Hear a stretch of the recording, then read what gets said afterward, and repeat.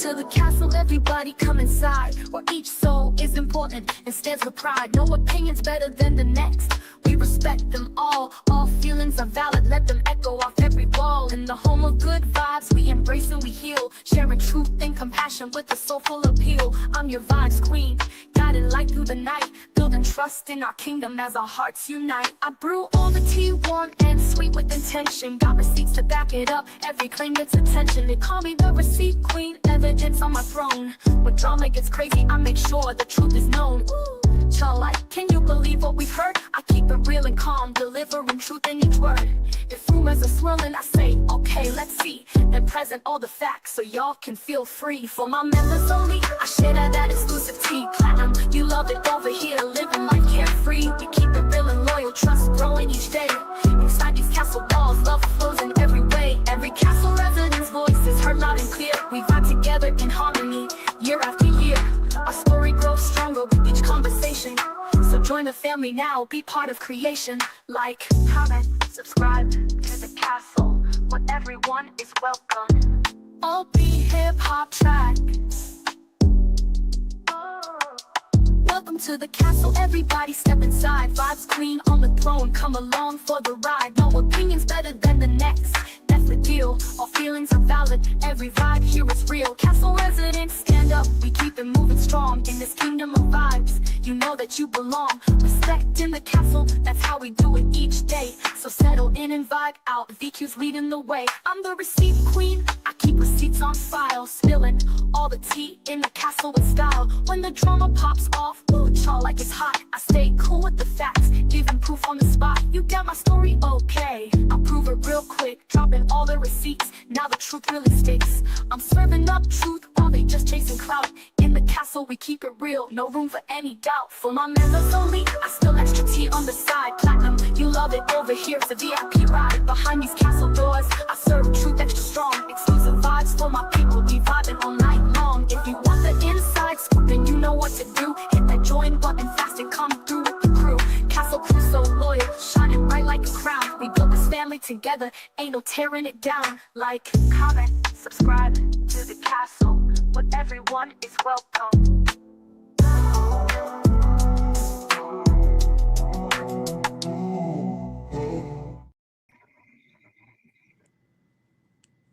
Hey, Gio. Hi, VQ. Hello, everyone. I hope you're doing well. Hello, everybody. Welcome to the castle. If you are new here, welcome. And if you're not new, welcome back. So far, we only see golden signatures in the chat. Deidre, hi, Deidre. Hi, Bill Cosby. Hey, everybody. Ooh, so do you want me to explain or you want to explain what we're doing? You can. Yeah. Okay. So I know MGO, you know, wanted me to come live, right? Um, because it's a lot of stuff happening out here, and we do have a lot of women that follow us, okay, in the castle, okay? We are mostly women over here. Shout out to the few dudes that follow. Not dudes, I'm sorry. Shout out to the few men that follow the castle, okay? But yeah, so she was like, I just, might want to share my story, do a book or whatever. So I'm gonna turn it over to MGO and let's see where we're gonna go. Okay, MGO? Thank you so much, VQ. Hello, everyone who's in the castle mods, residents, cousins, cloud watchers, haters, and just maybe observers. And so I ask for your patience, everyone, because this is something that makes me a little nervous because it isn't something I have done a whole lot of. And so I'm hoping that after sharing some of this, we can have some discussion where people can share, and maybe it isn't your particular experience, but share about your thoughts about it or about how we as a community can do better. Abuse comes in all forms, and it affects every people, no matter what your socioeconomic status, race, gender, age, circumstances. It can be physical, it can be verbal, it can be emotional. There's all types of abuse, economic abuse, and it's something that people, unfortunately, don't talk about enough, and I think that a lot of people blame the victims, or the survivors, for their circumstances, or why didn't you know, or why didn't you get out, or why did you allow that to happen? And it happens so suddenly for a lot of us that you might not even realize when it slides into abuse. And so I was going to share some things about my story, but before I do, or I guess part of the way that I'd like to do is through writing. And at first, I was going to do an excerpt of a chapter that I wrote in a book about my experience, but because it's really long and I don't want to lose everybody, I'm instead going to read something else that I wrote. It's kind of a parable of sorts, and talking about using the story of the scorpion and the frog as an allegory for intimate partner violence. So I'm going to read that. Before I go any further, is the volume okay? Am my speed okay? Yeah, you sound fine to me. Okay. Again, thank you everyone for your patience. I know this might be a little unconventional for a panel, but just please bear with me because writing is my natural form of communication. So the title of this is called Not Your Nature, Your Choice: Abuse, Life, and the Scorpion and the Frog. Most people know the fable about the scorpion and the frog. In case you don't, a scorpion coaxes a frog to carry him across the river, since the frog can swim and the scorpion cannot. The frog is skeptical at first, but the scorpion pleads convincingly, appealing to the frog's sense of duty. The scorpion also points out that it would be unwise for the scorpion to sting the frog, because if so, they'd both drown. The frog agrees. Halfway through the trip, the frog is stung in the back by the scorpion, which causes instant paralysis. Incredulous at this betrayal and unable to swim further, the frog asks the scorpion to explain why, as they are now both sinking into the water and will both die. The scorpion replies, "It's in my nature." This is supposed to be a commentary on human nature and who we truly are, our innate characteristics. But it's wrong. I have been the gullible, trusting frog. I've been persuaded to believe things that I should have known were untrue because I wanted to believe in good. I have gone against my better judgment to assist someone else, even though there would be little to no gain for me. I've looked at scorpions, grasping jaws, and venomous stinger plainly visible, and convinced myself that I should believe them when they promised to do me no harm, even if I'd previously been stung. I've piled what I don't need upon my back and began to travel through long, treacherous waters.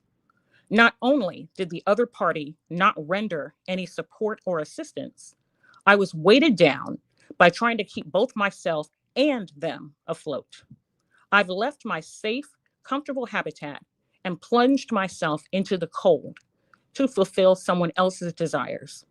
Where they were headed, I had no place being there. Shouldn't have gone, shouldn't have even considered going. But I agreed. So the first part of the fable is accurate. It's the ending that I am rejecting. You see, if this is supposed to be a commentary on human nature, then that ending is all wrong. In actuality, it would go something more like this.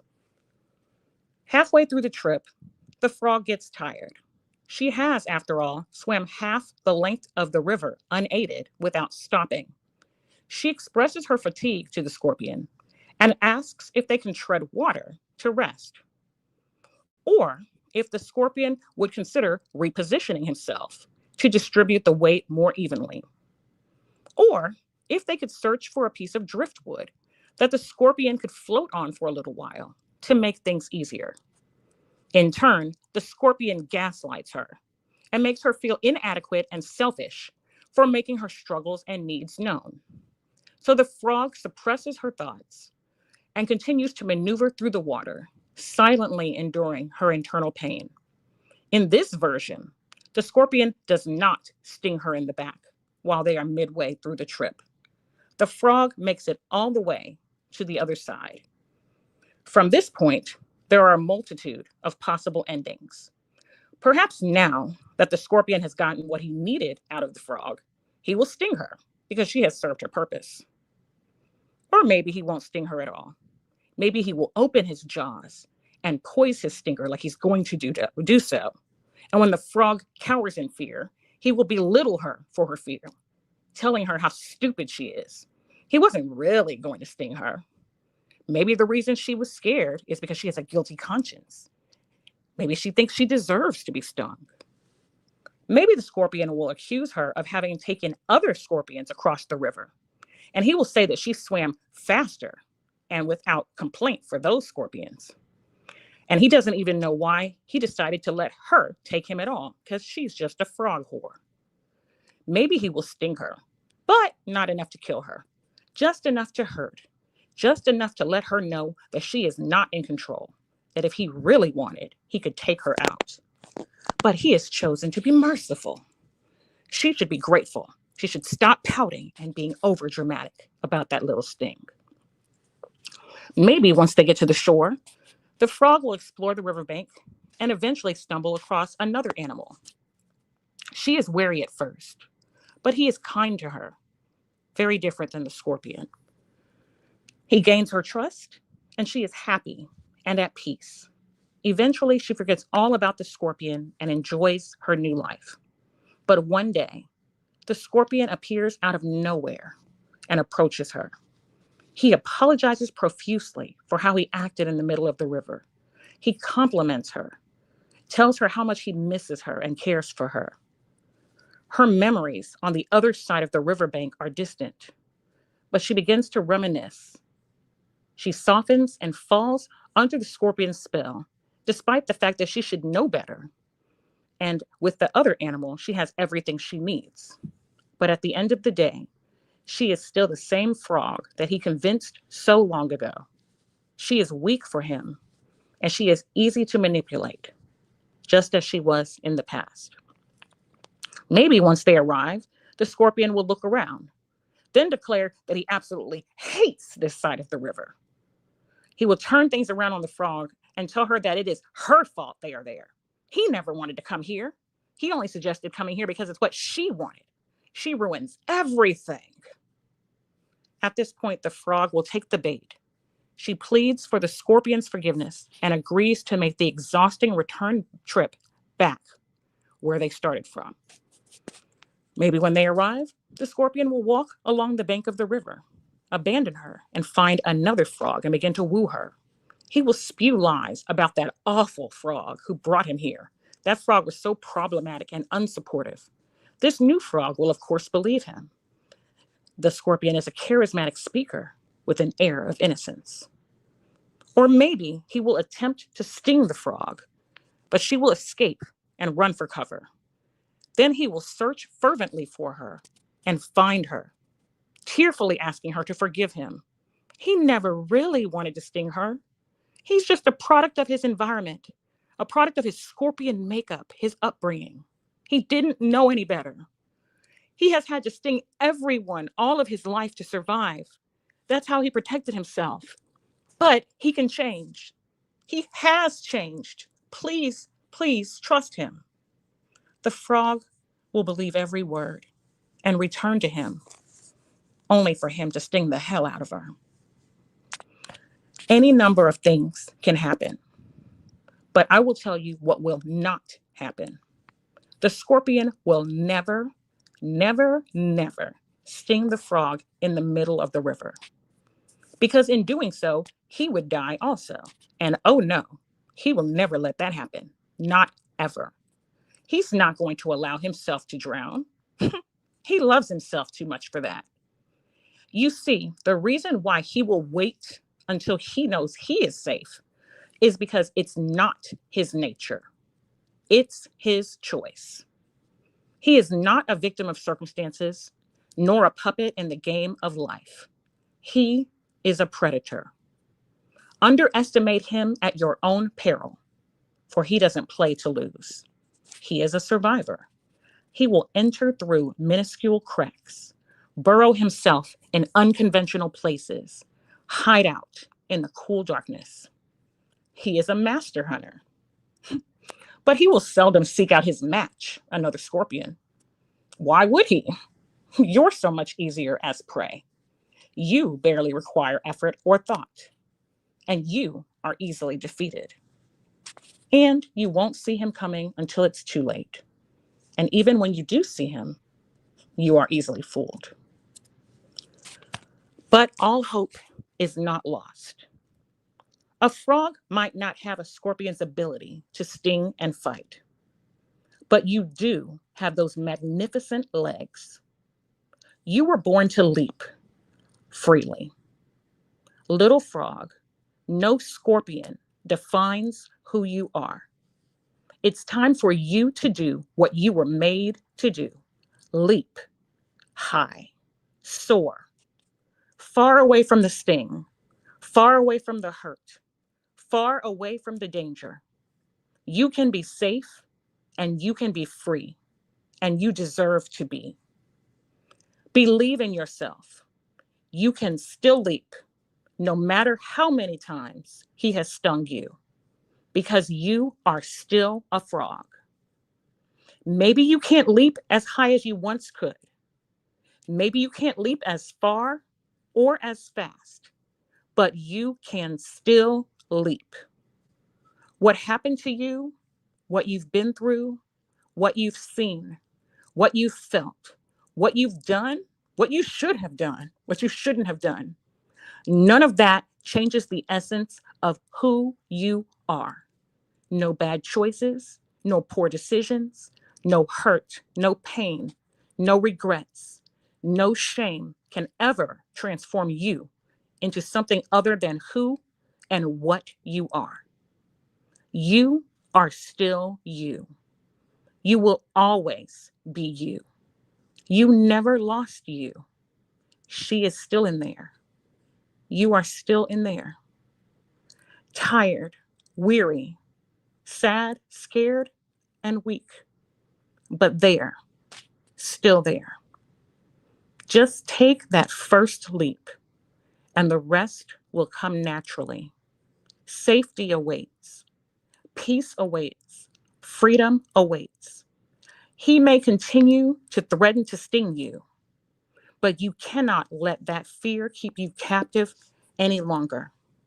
Little frog, you need to get free. Just take the leap. And that's the piece of writing that I wrote. Um, and it is one thing that I wrote some years ago.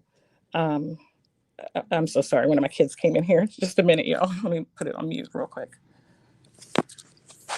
That was beautiful, MGO.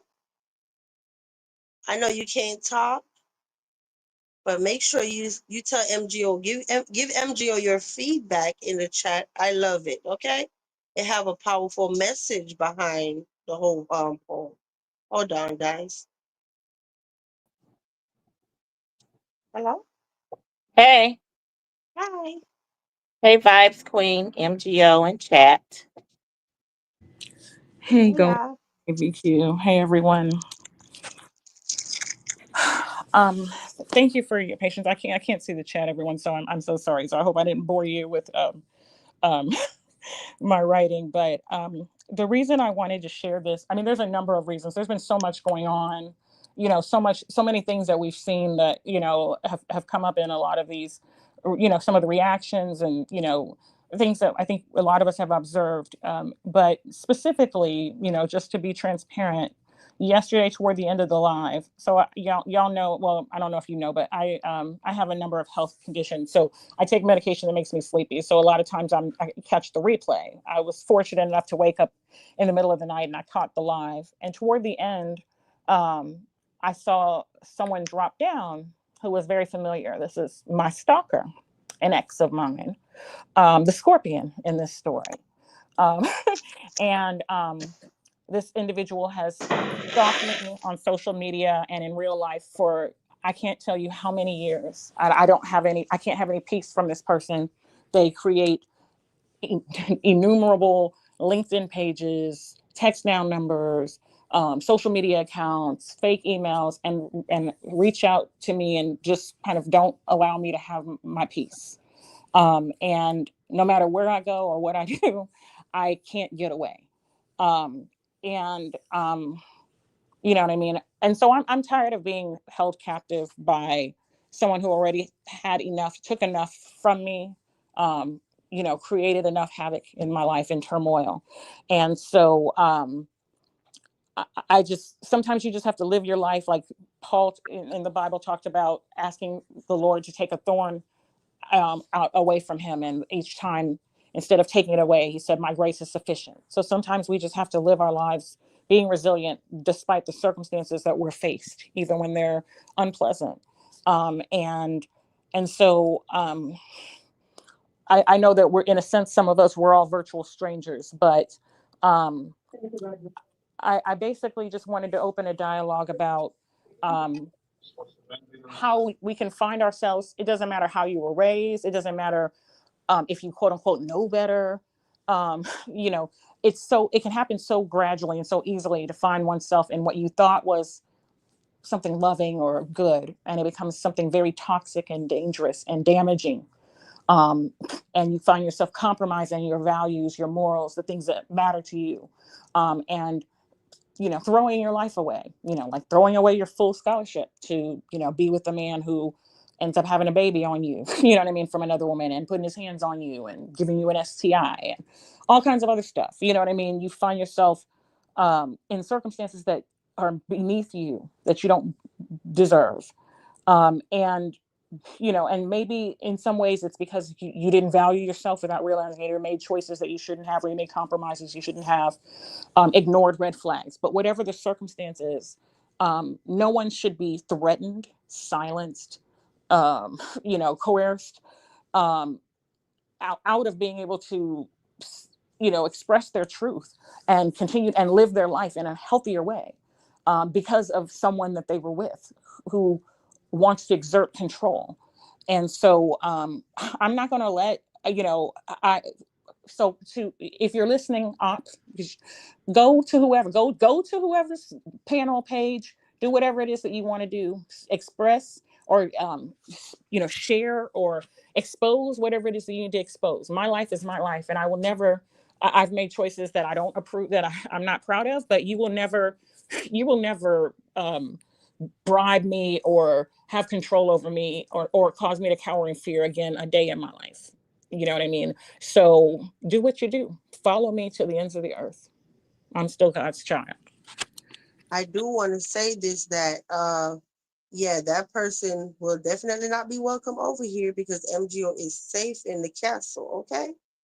She's one of us, with or without a badge. MGO is somebody I took, how should I say, take to or took to? I don't know how you say it, but you get what I'm saying. I like her. So yeah, he's definitely not gonna come over here and harass you. So mods, if we're ever live and somebody come up in here harassing MGO and you getting like male energy, whatever, like please get rid of them, okay? Please. You should stand your ground, like, yeah. Like we go through a lot out here. But MGO, I just took it over because I thought you paused for a minute, right? Thank you so much. I appreciate y'all. Like I said, I have a chapter where I talk about the earlier part of a relationship, and I'm hoping to, like, we were wanting to maybe at some point, if there's a discussion, do like a giveaway. I'll be honest. So I've contributed to about 12 books, like a chapter here or a forward there, and this one is not my favorite. It's not that there's anything wrong with it. It's just that I feel like it's not this passage that I read, but this other thing that I was going to read. It's like 13 pages. I didn't want y'all to be like, okay, I'm gone. It's too long. You know what I mean? But in it, I talk about my experience, how this whole thing started with this person that it was like the summer before ninth grade, like this young love, and how it became so ugly, and the mistakes that I made, and And so although I think my chapter is helpful, the book itself is really, most of it is about like mental health and autism. So I don't know if other people will relate to the rest of the chapters. So although we want to do some giveaways, maybe we'll select a different book that might be more, that might be something that others would relate to or hear about, or if there's interest, I could read a portion of it. I won't read all 13 pages. I don't want to keep y'all, all night. But I just feel like, I know I'm not alone. A lot of us have been through these types of experiences in our lives some kind of way. We've seen, for some people, we've seen it play out right here in our faces, you know what I mean, on YouTube.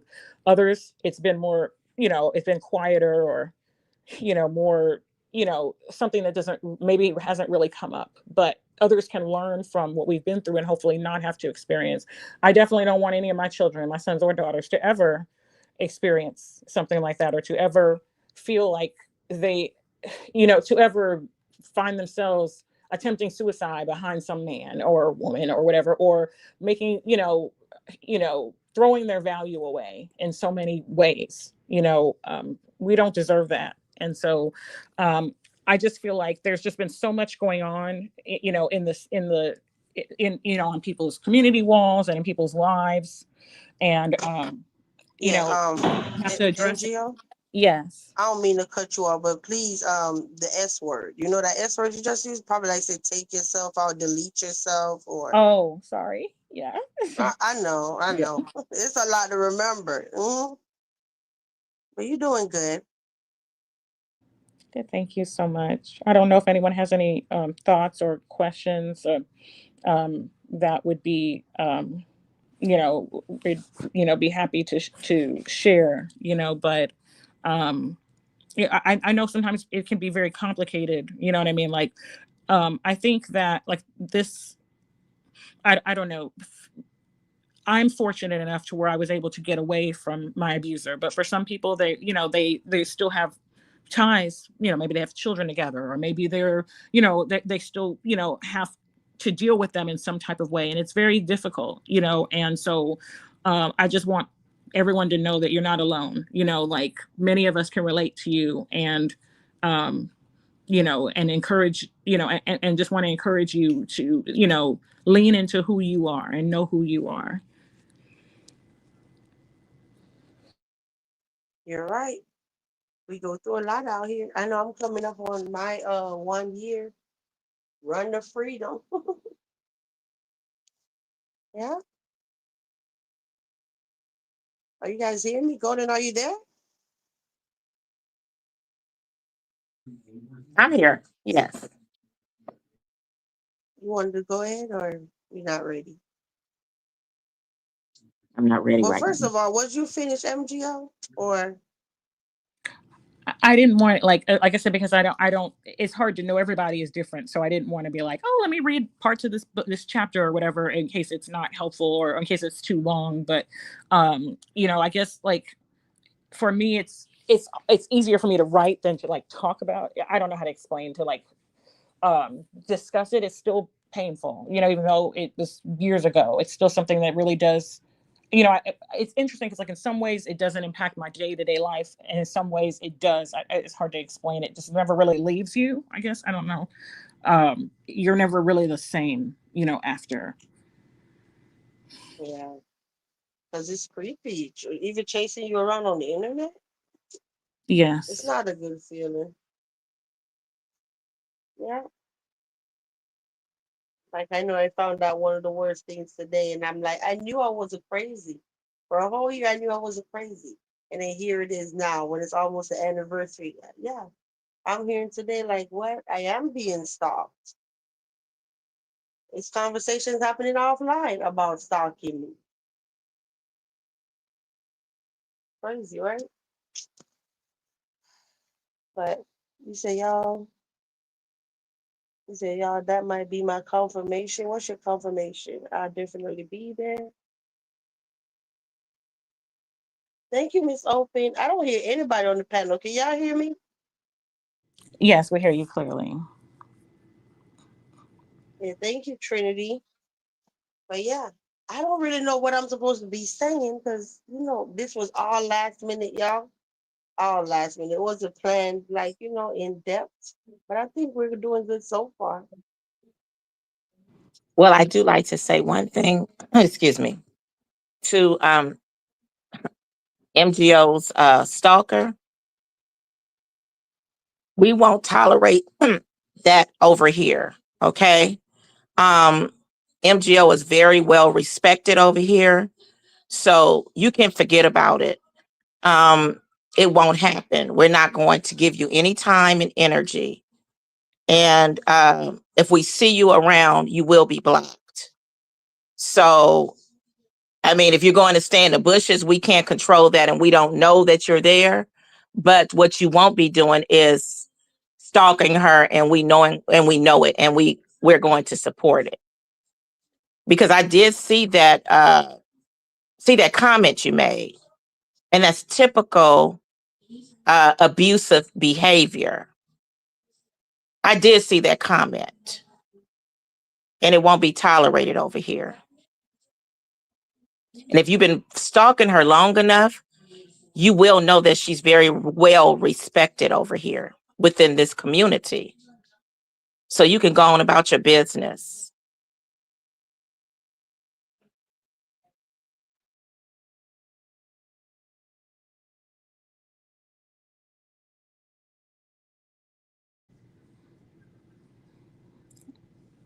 I wanted to also say that, like, I feel like there has been stuff that's become commentary. Like, where I don't know, like, I feel like it's a weird thing and I know the Black community is not a monolith. We're all There's so many different unique aspects and flavors of the community and different you know customs.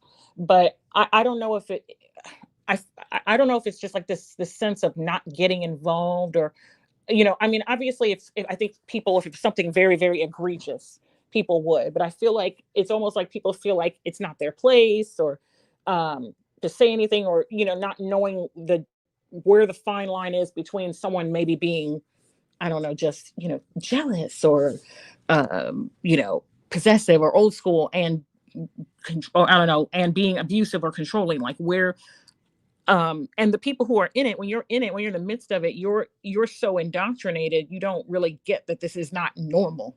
You know what I mean? What you're going through, this is not something you should have gotten used to, but you do get used to it.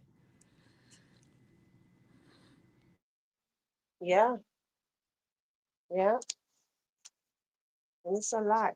Let me add something.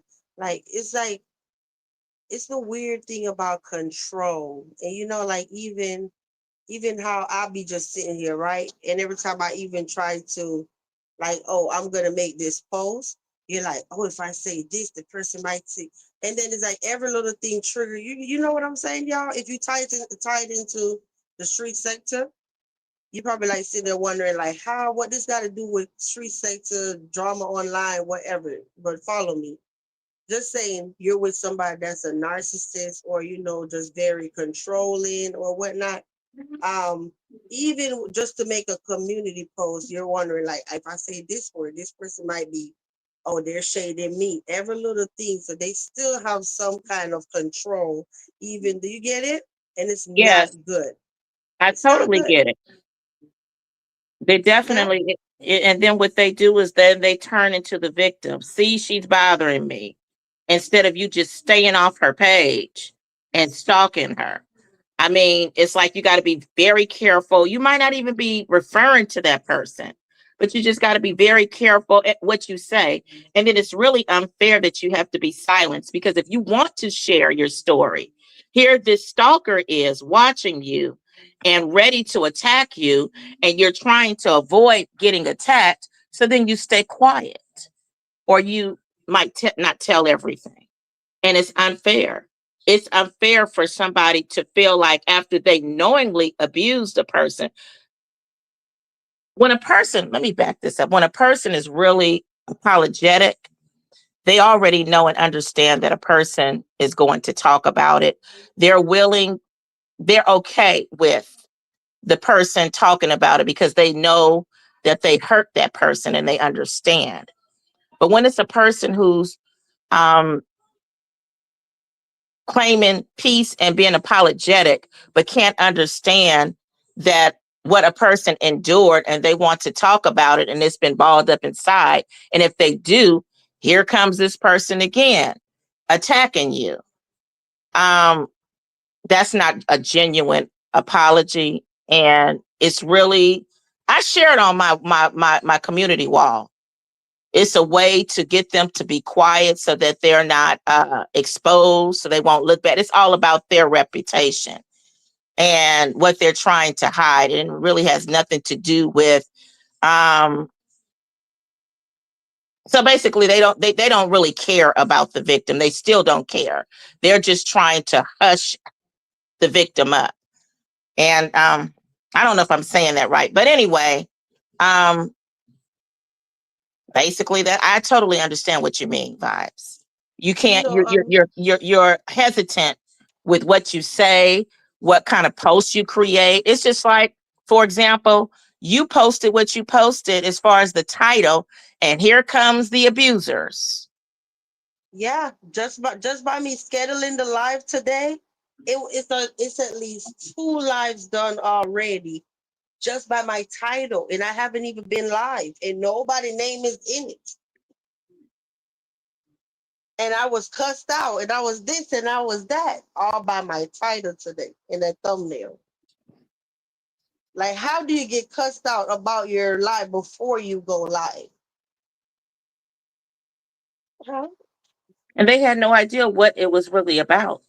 But this is a message for anybody in the street sector or within the community or just anyone who's watching. This could be for male or female. Shout out to you for giving. You did forgiving. Said, I'm sick of this today. I'm going across the way, and I'm gonna say something. Yeah,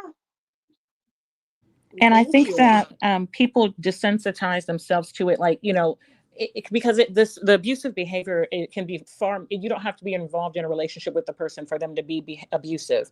Like, I think, like, there's so much misogynoir, that, like, hatred and, and vindictive, treatment that, Black women face in particular. Not that it's just us, but, when people make comments like, you Black, bitchs,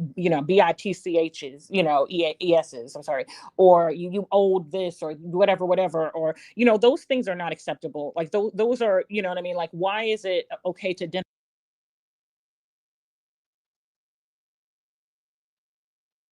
Am I the only one that's not hearing MGL? I'm No, sorry. I don't hear it either. Sorry, I think my screensaver came on. But those types of comments, like saying, oh, are you Black, bitches, or you this, that, and the other, those types of comments are not acceptable. And then just to try to excuse them and be like, oh, we love Dominican and Brazilian women, we love Black women, oh, we love their booties, oh, so now we're sexual objects, so we can't just be respected for existing, for being human. Yeah. Hmm. You said hit dog or holler. Yeah, you know what? And I'm gonna throw it out there and tell y'all. I'm telling you all day, all day. By the title triggered people that went live talking about. Let me see who that was. Yeah, whatever. Somebody, some roaches down the street said, okay, they had a problem with my title. But I know it was a lot of people was like, girl, why don't you invite Mimi to this live? Like, they think that this live will be beneficial to her. And I'm looking like, I don't know. I've been sitting up here saying, like, hey, hell, I might be blocked. She might not want to come over here. I don't know. Like, they were just throwing it out. Like, I think this would really be a live that would really be helpful to her, especially going through the same thing again. Like, I could deal with it, but everybody built different, you know? And I'm like, I don't know, child. You said, I I agree, like everybody. because the reality is a lot of women, they don't ever believe the man is so, I mean, when like they love bomb her. I mean, I'm not just saying her, I'm just saying in general. They'll love bomb the woman and everything. I mean, it just seems like this is the perfect guy. And they really don't think that this could happen to me. Like, it must have been her, you know. And it's the reality is it happens to all of them. It doesn't matter who the guy comes in contact with. There's going, or the woman. I'm not going to just say the guy because there are abusive women as well. But I guess because of all the, we're talking about men at this right now. But it will happen to anyone. And that's what a lot of women don't understand, especially young women. If he did it to her, the chances that he'll do it to another woman is definitely a 90 something percent chance. Unless he's received some sort of therapy and, a lot of other things where he understands and he's controlling his problem. But for the most part, especially if they're not getting help, they're going to continue the behavior. It won't stop. And like the one with you, MGO, I'm sure he's doing this to someone else too. This has been your stalker since 2018. He might be stalking a few more people and some before 2018. I mean, for him to continue to go on like this, where he found you online, he's sick. Yeah, he really is sick. You You know, say, I'm sorry. No, it's okay. It's just, I'm just thinking like we were on live till what, I don't know, 4 something in the morning. Like, I'm like, so you're leaving comments there. Of course he visited other pages that I go to and spammed with a bunch of comments there too. It's just really sad. And I've been seeing him loiter around with fake names. And when somebody, when you've been with somebody, how they write, how they communicate. But it's just really it's shameful, and it's just like I don't know. I think about how I just don't know how we got here in 2025 to where it's still acceptable or cute or for people to I think we're going through the whole stuff with the Diddy trial and how there are people out there every day, free Diddy and this and the other. Like we watched the video, we know what he has what he has done, and yet and then there's people who are supporting we're supporting R. Kelly and through his trial. It's like anyone can do anything to any of us, and I guess it's like almost like we're expendable. Can I ask you a question? How, and I know I didn't come to interview you. I just thought about it actually. How did you realize that he was on here? Or how did you just know, like, oh my God, this is that same person? Where did you first see them? If it's a issue with you answering, don't answer. um so unfortunately he does this, you know what I mean? And so that is why a lot of the reason why I'm not active on social media, like I just kind of left it alone. Like I was really active with my advocacy work, to where I could have been like an influencer in that regard, in terms of other ways of kind of reaching people and sharing the message of the different work that I do. And I pulled away because of that. But I just it's sad to say, but you can just kind of tell, like because there's so many people in chats dropping down and saying stuff and communicating a certain way, and you can kind of tell like people who have this, are sick like this. They give themselves away. They can't, they eventually will kind of tell on themselves, and so they've been in some other lives and other chats, and I suspected it was them, but I knew for a fact last night it was clear. um and it's just, you know it's sad, and it's like, again, you can share because you're already, you say whatever it is that you want to say to whoever, tell whoever it is that you want to tell. I already know where you plan to go because I don't have enemies in most of the world, so I already know the one or two people, what I mean, or one person. If you want to go there and tell all your lies to that person, tell them. You know what I mean? um Tell them if that's what you choose to do, go for it. Mhm. Yeah, but you know what? I'm proud of you that you like, you know what, you think that you're gonna harass me. I'm taking my power back. And I'm coming on this internet and I'm gonna tell my story before somebody tried to tell my story, you know? And I looked back today and I'm not gonna take credit and be like, oh, it's because of my story while you're doing this or whatever. But I said that was the main focus of me sharing my story the whole time. If I could help at least one person to be like, wait a minute, I ain't finna sit around and let nobody tell my story. I'm gonna come on here and tell my own story.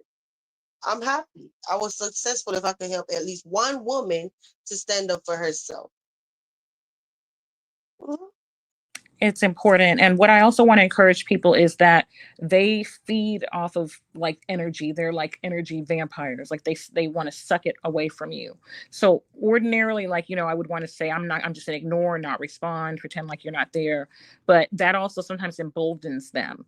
And so what I want to encourage you to do is don't be like I've always been a person that roots for the underdog, like the losing team, like in sports, I'm like rooting for them, hoping that they'll win a Super Bowl or whatever, like that's just always been me. Like, and sometimes it works out where, you know what I mean, like the quote unquote runt of the litter will, come into its own, or have their glow up. But sometimes that's not the case. And you can find yourself in dangerous situations trying to help someone based on their potential or what you think is there. And so sometimes these abusers will come to you later in life and claim to be reformed and changed and all of these things, and that's just more game, you know what I mean, to draw you in, to forgive them and to hurt you again, you know what I mean. And that is the case for me, like wanting, hoping that this person was not who I thought they were, that they had actually changed. And they'll use religion, they'll use whatever circumstances they can, nostalgia, to kind of fool you. And they'll use whoever, mutual friends or, in your lives or whatever, to whatever circumstances they can to benefit themselves. Stay away, pay them dust. That's the best thing that you can do. You know what I mean? Is keep them in the rear view as much as you can. They don't deserve if you choose to forgive them, you're forgiving them for yourself, for your own, peace, your own, mental well-being. Not necessarily because they deserve anything from you, but forgiveness doesn't mean you need to re-involve them in your life. Yeah, I read definitely. one of Bacon's comments earlier, and Bacon mentioned that give yourself about 3 months because they will eventually expose themselves.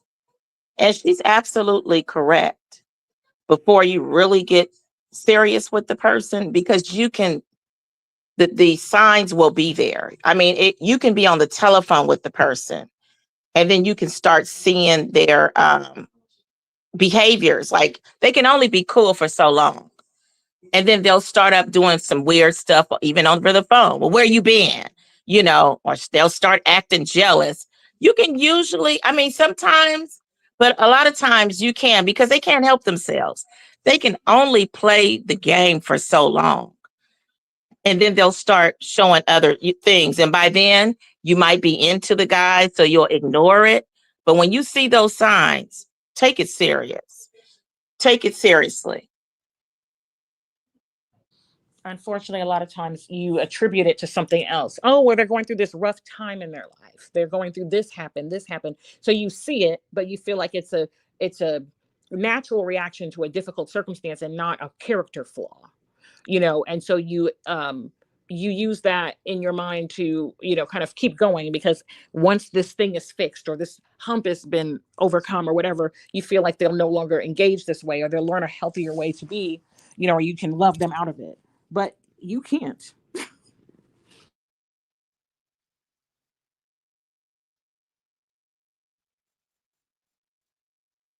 I had a question Well, for both of you. Sure. When the first time you experienced the abuse, the physical abuse, the verbal abuse, the emotional abuse, did they apologize and then say they would never do it again, or they were just going through something? For me, yes. Apologize profusely. Tears. I mean, it should have been an Academy Award. Tears, red face, snot, apologizing, love bombing. It was just, you couldn't. There's no one that would have been. Well, to me, you couldn't have convinced anyone that this wasn't sincere, that this wasn't, just some kind of, that this wasn't something that was going to happen again, that this was just, that they were more hurt at the action than I was, like to the point where you're consoling them. You know what I mean?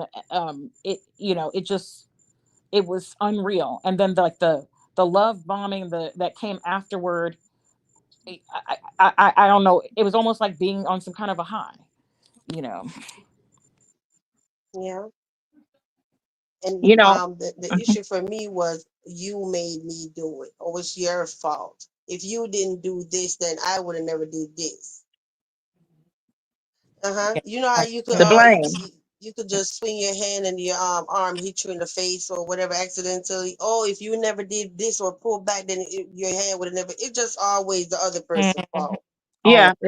Yeah, yeah. You made me do this, or see what you did. It wouldn't have did it like that.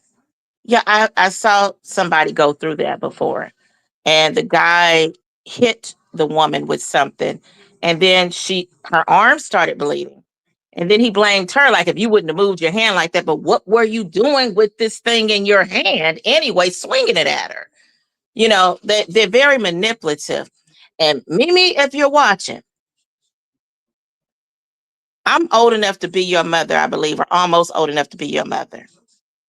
And I saw the signs. And I saw how he would disrespect you. And apparently he would love bomb you and you would go back. I knew at the end it would be a disaster. You hadn't even been with this guy physically, and he was already misbehaving. I don't know if you've been through this before or if this is your first experience, but take this as a lesson, because those types of guys, they will continue. Now, I know we're going to catch hell when we're done with this live, but because now we're talking about him. But I don't feel like any woman who has been subjected to his abuse of any sort should be silenced. They should be able to talk about it. And if he's really apologetic and really wants peace, he should understand, because that's if he's taking accountability. And I haven't seen it yet. He just wants to, hey, I want peace. Y'all be quiet, see, or I'm going to go in. That's another form of abuse. And I it's so, shared. so I'm it sorry. starts so gradually. Like, I have two brothers. Like, I was raised, if a man raises his hand to you, you leave, much less touches you, much less hits you. Like, and I always believed that. My brothers taught me how to fight.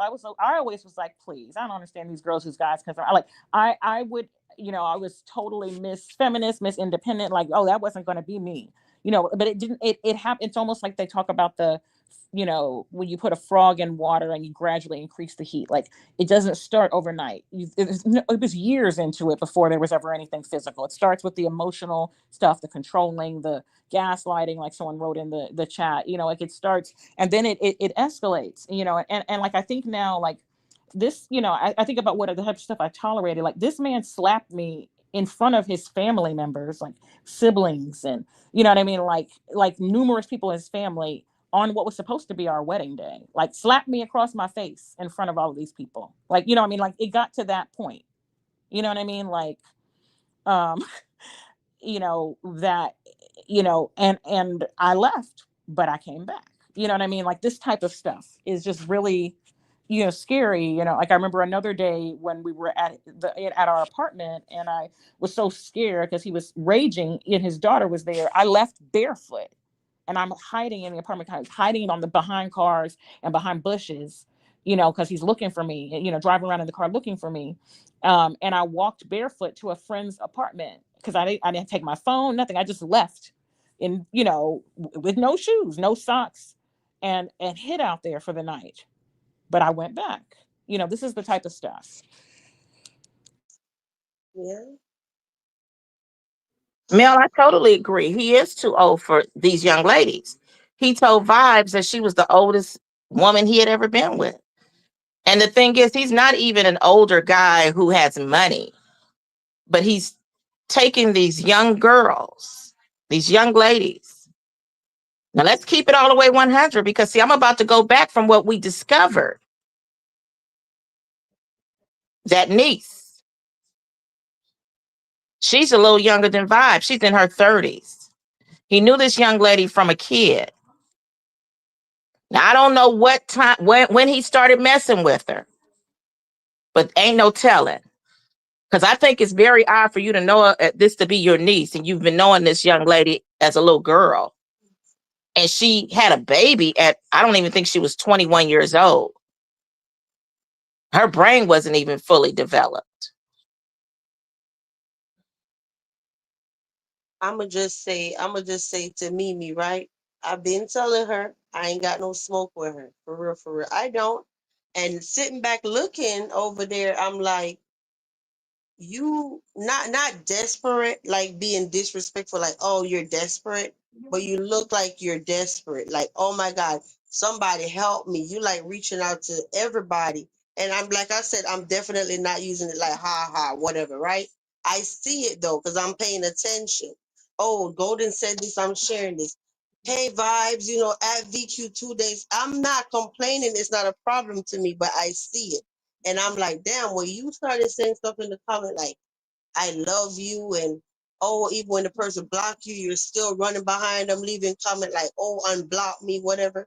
You are so caught up in it. I didn't even know that you were so deep, but I was you. I was you. Like, I was that girl, you know? So you'll get through it. It's gonna be hard. It's gonna literally feel like you're kicking a habit because the person, it done got so mundane and in your spirit with it. You know what I'm saying? Now you gotta wake up and you remember I came on here saying, oh, you gotta now I need to go read a book, or I need to this or that. Figure out how when I wake up how I'm gonna start my day. You gotta like learn everything all over again. If that makes sense. Is anybody lost on what I just said? It makes We You just get so caught up in this person to the point where when they're gone and they're not in the picture, like just saying her now. You used to, oh, I jump up, I text or I call and I'm getting ready and I'm on the phone. And I could just tell from the outside looking in. Now you're missing all of that. So now I guess you got to try to find something to fill the void, And you get on, I did it. But I noticed that Mimi is also seem a bit weaker than me, and I'm definitely not being mean. Like I said, she do appear to be weaker, right? And it's like when he says stuff like, "Oh, she's offline crying and this and that," I'm like, "Yeah, I'm not taking a dig at you, but I don't do that, and you're doing that. So like, yeah, you need. Basically, who would I be to sit there and be like, ha ha, I told you. You know what I'm saying? Like, it's not even that deep to me. I don't have a problem with her. Been saying that the whole time. So and yeah, there. I'm sorry. Go instead of ahead. sitting back now and saying ha ha ha ha, I'm looking like, girl, you need help. You know, And there was so helping a many people put it similar. down. I'm sorry. Huh? Go ahead. There was so many similar signs, like things that you went through, vibes, and things that I heard her talk about. For example, he had an issue with her communicating with her daughter's father. I don't see anything wrong with a healthy co-parenting situation. But he also did that to you, Vibes Queen, when you with your children, where he didn't want Mm-hmm. the father talking to his kids and the father was paying their phone bill to check up Yeah, on his kids. That control thing, it's almost kind of like he likes to isolate the women. yeah. Um, He said he's all the daddy they need. They don't need it, daddy.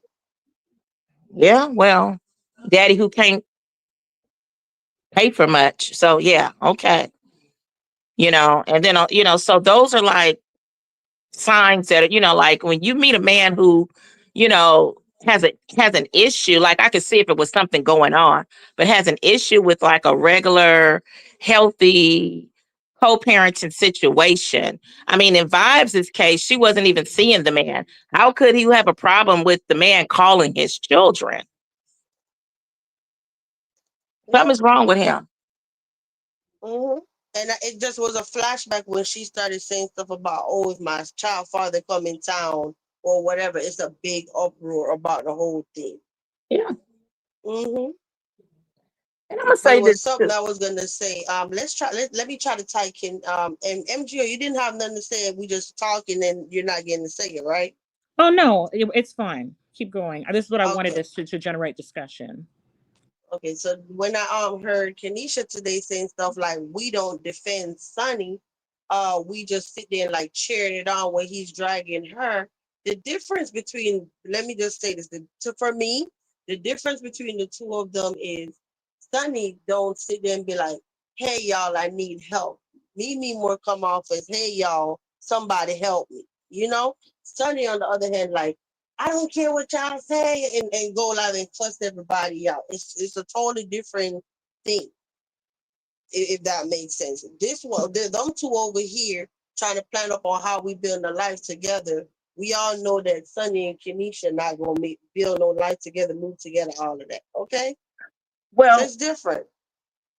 another thing about that is that it's not like Sonny is running from him and he's chasing her, harassing her, going on live, doing all this stuff. They mutually do things. But first of all, I've never laughed at Sonny.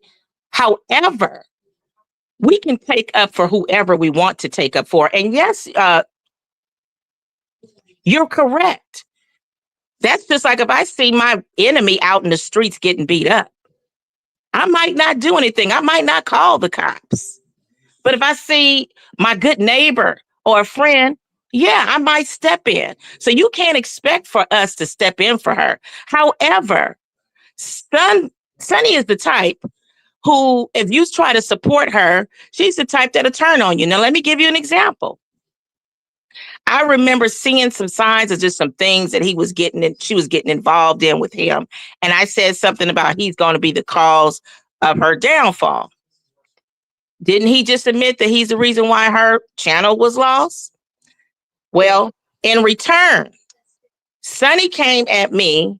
She wrote a post and tagged me in it. I never responded. They had people all in the comments. Yeah, that lady always messing with those girls. When I see stuff, I'll say it. Okay.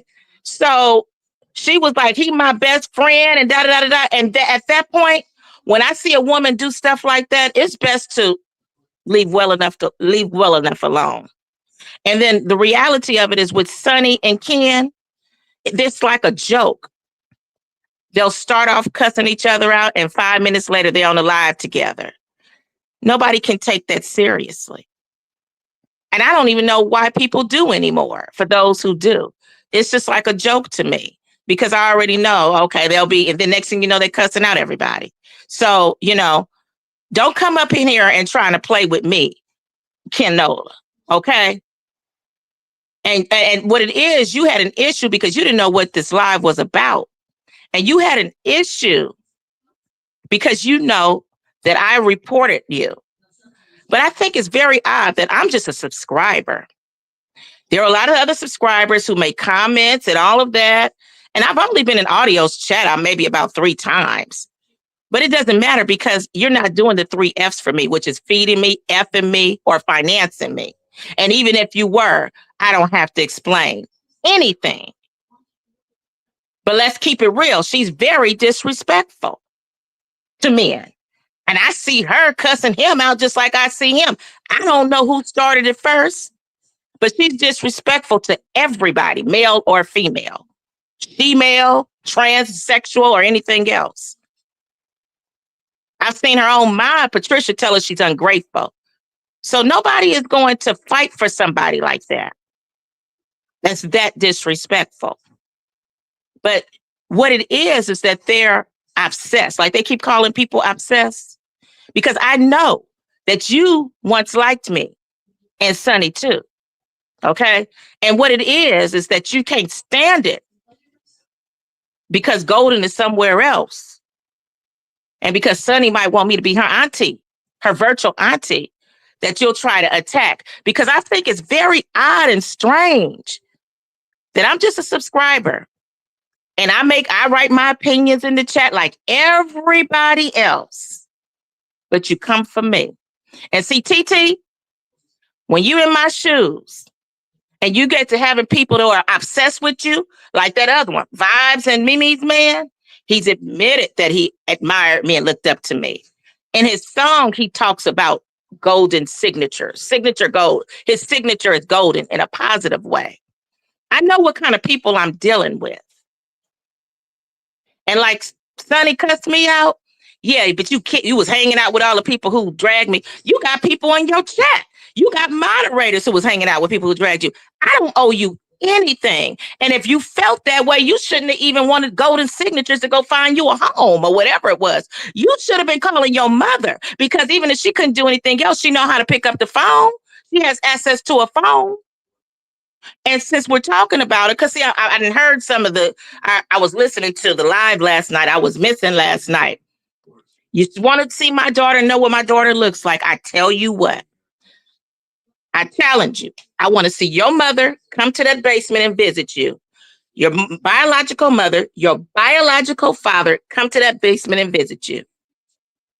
And your adopted mother come out of those shackles and come down those steps to sit with you. And if I see those three things, I'll show you my daughter. Okay? I'm not going to keep going back and forth with you. You all are obsessed with Golden. And if you feel, Canola, like somebody did something to, everybody was looking out after Sonny's children. That's why they call CPS. Now, whatever you talking about Sheena did, I didn't hear it, but whatever it was, you should have made the phone call. Now back to normal programming. I just had to say that.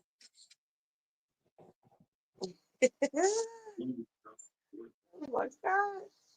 Because see, the thing is that Sonny does not appreciate anybody supporting and taking it for her. Why would anybody keep going through that every day?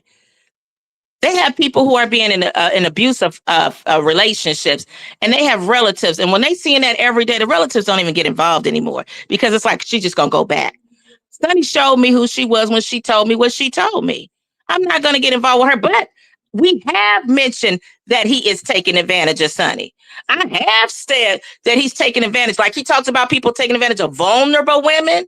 That's what you're doing, Canola. You're taking advantage of a vulnerable woman, and we've already said it. Why is she giving you cash apps? Why are you playing games with? I'm the only one been taken up for. That's the mental game. Oh, well, yeah, he is. So, I'm going to keep him on my team. He is good to me. So what have you taken up for? So what? No, you're the one taking advantage of vulnerable women. And yes, first of all, you don't know me, Canola. You wasn't around. You squirmed your little self on up over here last year in 2024. And I don't have to explain myself, but I definitely supported those girls. But however, when I see some discrepancies, I'm going to call it out no matter what he has done. And I'm not that obsessive where I'm going to keep talking about it and talking about it and talking about it. And by the way, it was only one female that I know of that was homeless. And even Monique wasn't totally homeless. She was in a trap house. So what I'm saying is that she wasn't sleeping on the streets. And you need to really be quiet if you don't know how females on the street work. And as a parent, you don't. And if you do, you're just trying to pick and start up trouble. All of those young ladies have motives just like Marcus, and that's how they roll in the streets. Maybe if you get your ass off the internet and stop harassing everybody and get out there on the streets where you ain't going to be able to hang, then you would know how it works. So no, you're the hypocrite. And I don't have to take up for Sonny. I don't have to take up for the world. I take up for who I want to take up for. And Sonny, about Nova, Nova has a mother. And guess what? If Nova's out there on the streets, at least she ain't on this app with a freak show and begging for money like you. Okay. So Nova's going to get hers. And you don't know what I do for the community. Just like I donate to these interviewees, you really don't know me. You really don't know the nonprofit I once had to help people. Okay. So you don't come trying to tell me nothing. And you don't know nothing about Skid Row and Figueroa. It's all what you see on TV. You don't know exactly what's going on. So you need to really shut up.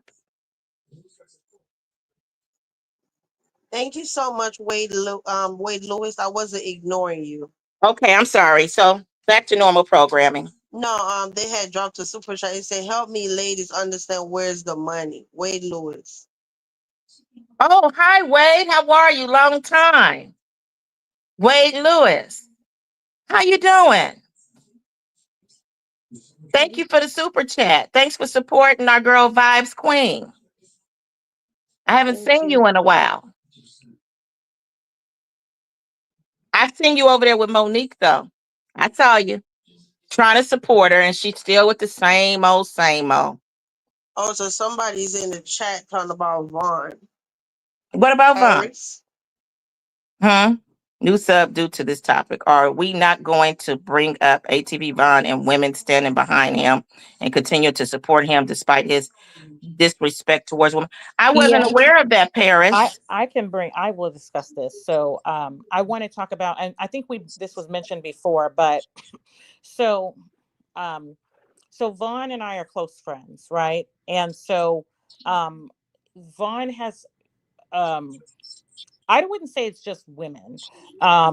He it's a complicated issue that I let me say this. So I think most people who know me on this app, is I'm generally I'm a neutral party, like in terms of like people, will have their commentary about this content creator or this content creator, and I generally just kind of don't really engage, So if you notice, even like the discussion today, you know what I mean, I've kind of kept it to the things that I've gone through. And so I don't support or agree with everything that any particular person does. I see the flaws and I see the, positive things. Um, and so I think a lot of times there are, in this particular, there's a particular situation with a particular content creator, that there's a lot behind the scenes that were unaware of, that kind of led to that disrespect, or to the way it was handled. I feel like you can support like, I guess you can support a person, care about a person, and not necessarily agree with all of their actions. And I guess that's where I am. Um, it's hard to say more without um, divulging things that I don't know if they're relevant for this discussion. But I do appreciate um, bringing this up. And I think that it might be there was a live stream with Copper, where I think it was the one when Copper and VQ were discussing some things that had happened on one of Marcus's lives, and I was in the chat and I was kind of explaining, kind of my position, on this, and how and so that might be worth revisiting.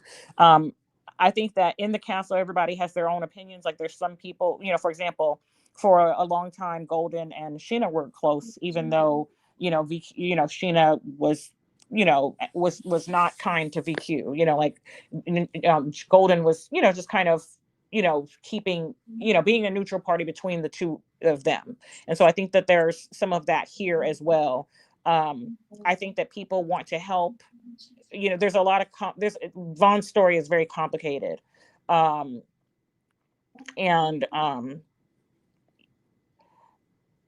and I think we all also still need to be accountable for the things that we do and say, despite that.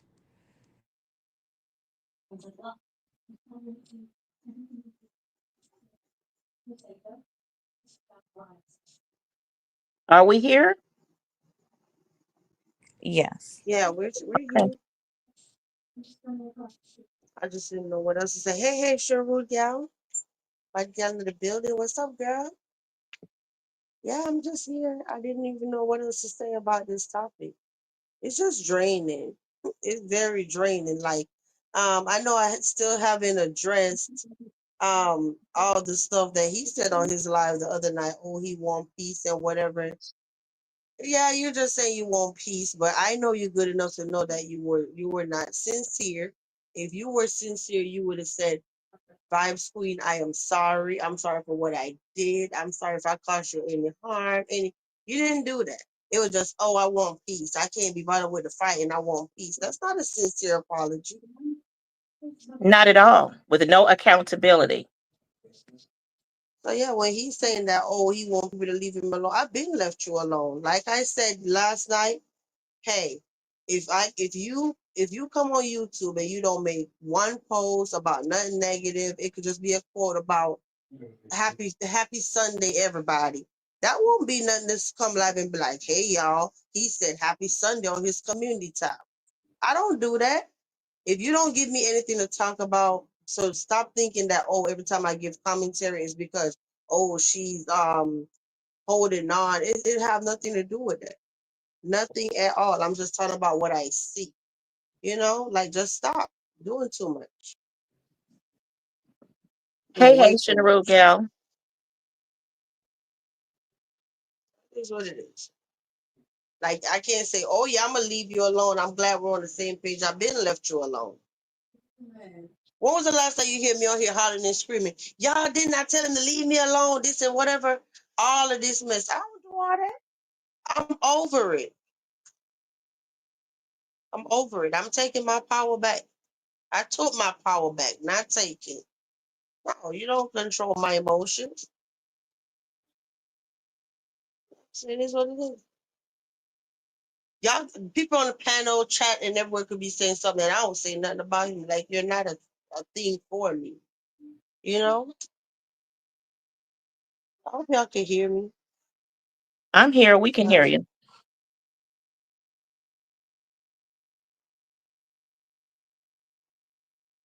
Paris, would you like to share your experience with him?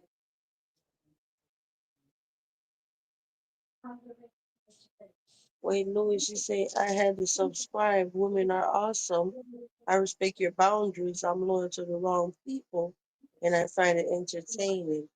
Yeah, you know what was very thank you, Wayne. You know what was very disheartening before I came live, I heard him over there saying he know all the stuff Kenesha was doing, talking about children are wrong was wrong.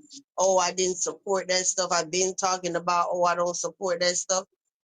I have videos though of you in the chat, like trying to help them, boost them up or whatever to hurt me and my children. You know what I'm saying? Like you in the chat doing the most. I've Like heard him. somebody that care would have been like, all right, now y'all doing too much. Like this petty. It ain't even that deep, but you're in the chat, like boosting them up. I have videos on top of videos on top of videos of you doing that. Like you didn't have an issue with him talking about children. No, I remember him even protecting him, like when he was on live. Like, yeah, they talk about kid. No, it's no. He need that. Y'all, Sonny, you need to be watching your kids. And he was talking about me. It was something like way off when I exposed him about that situation with the two wives, the auntie and niece. It was something like that, and he was trying to take up for Ken. Then, like he'll just say anything. Like these people are crazy. They will say anything, even if it doesn't make sense, just for their get back, even if it's a lie, even if it's just something made up. Um, Paris, would you like to share your experience? Or would you like to hit the link?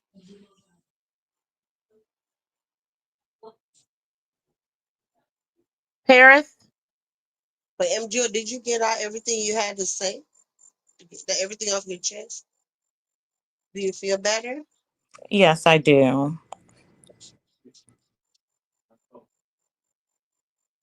I'm happy. Yeah, exactly. Um, Here he is talking about how people should be taken up uh, with hypocritical. And what about Sonny? But these people cheered this guy on for almost 11 months because they came on board a little late, and they helped docs. They helped do anything. They helped, you know what I mean? Anything to defy VQ. They were willing, they were going to do it. The Fiona, you know what I mean? Whatever. And he was enjoying it because he had a team.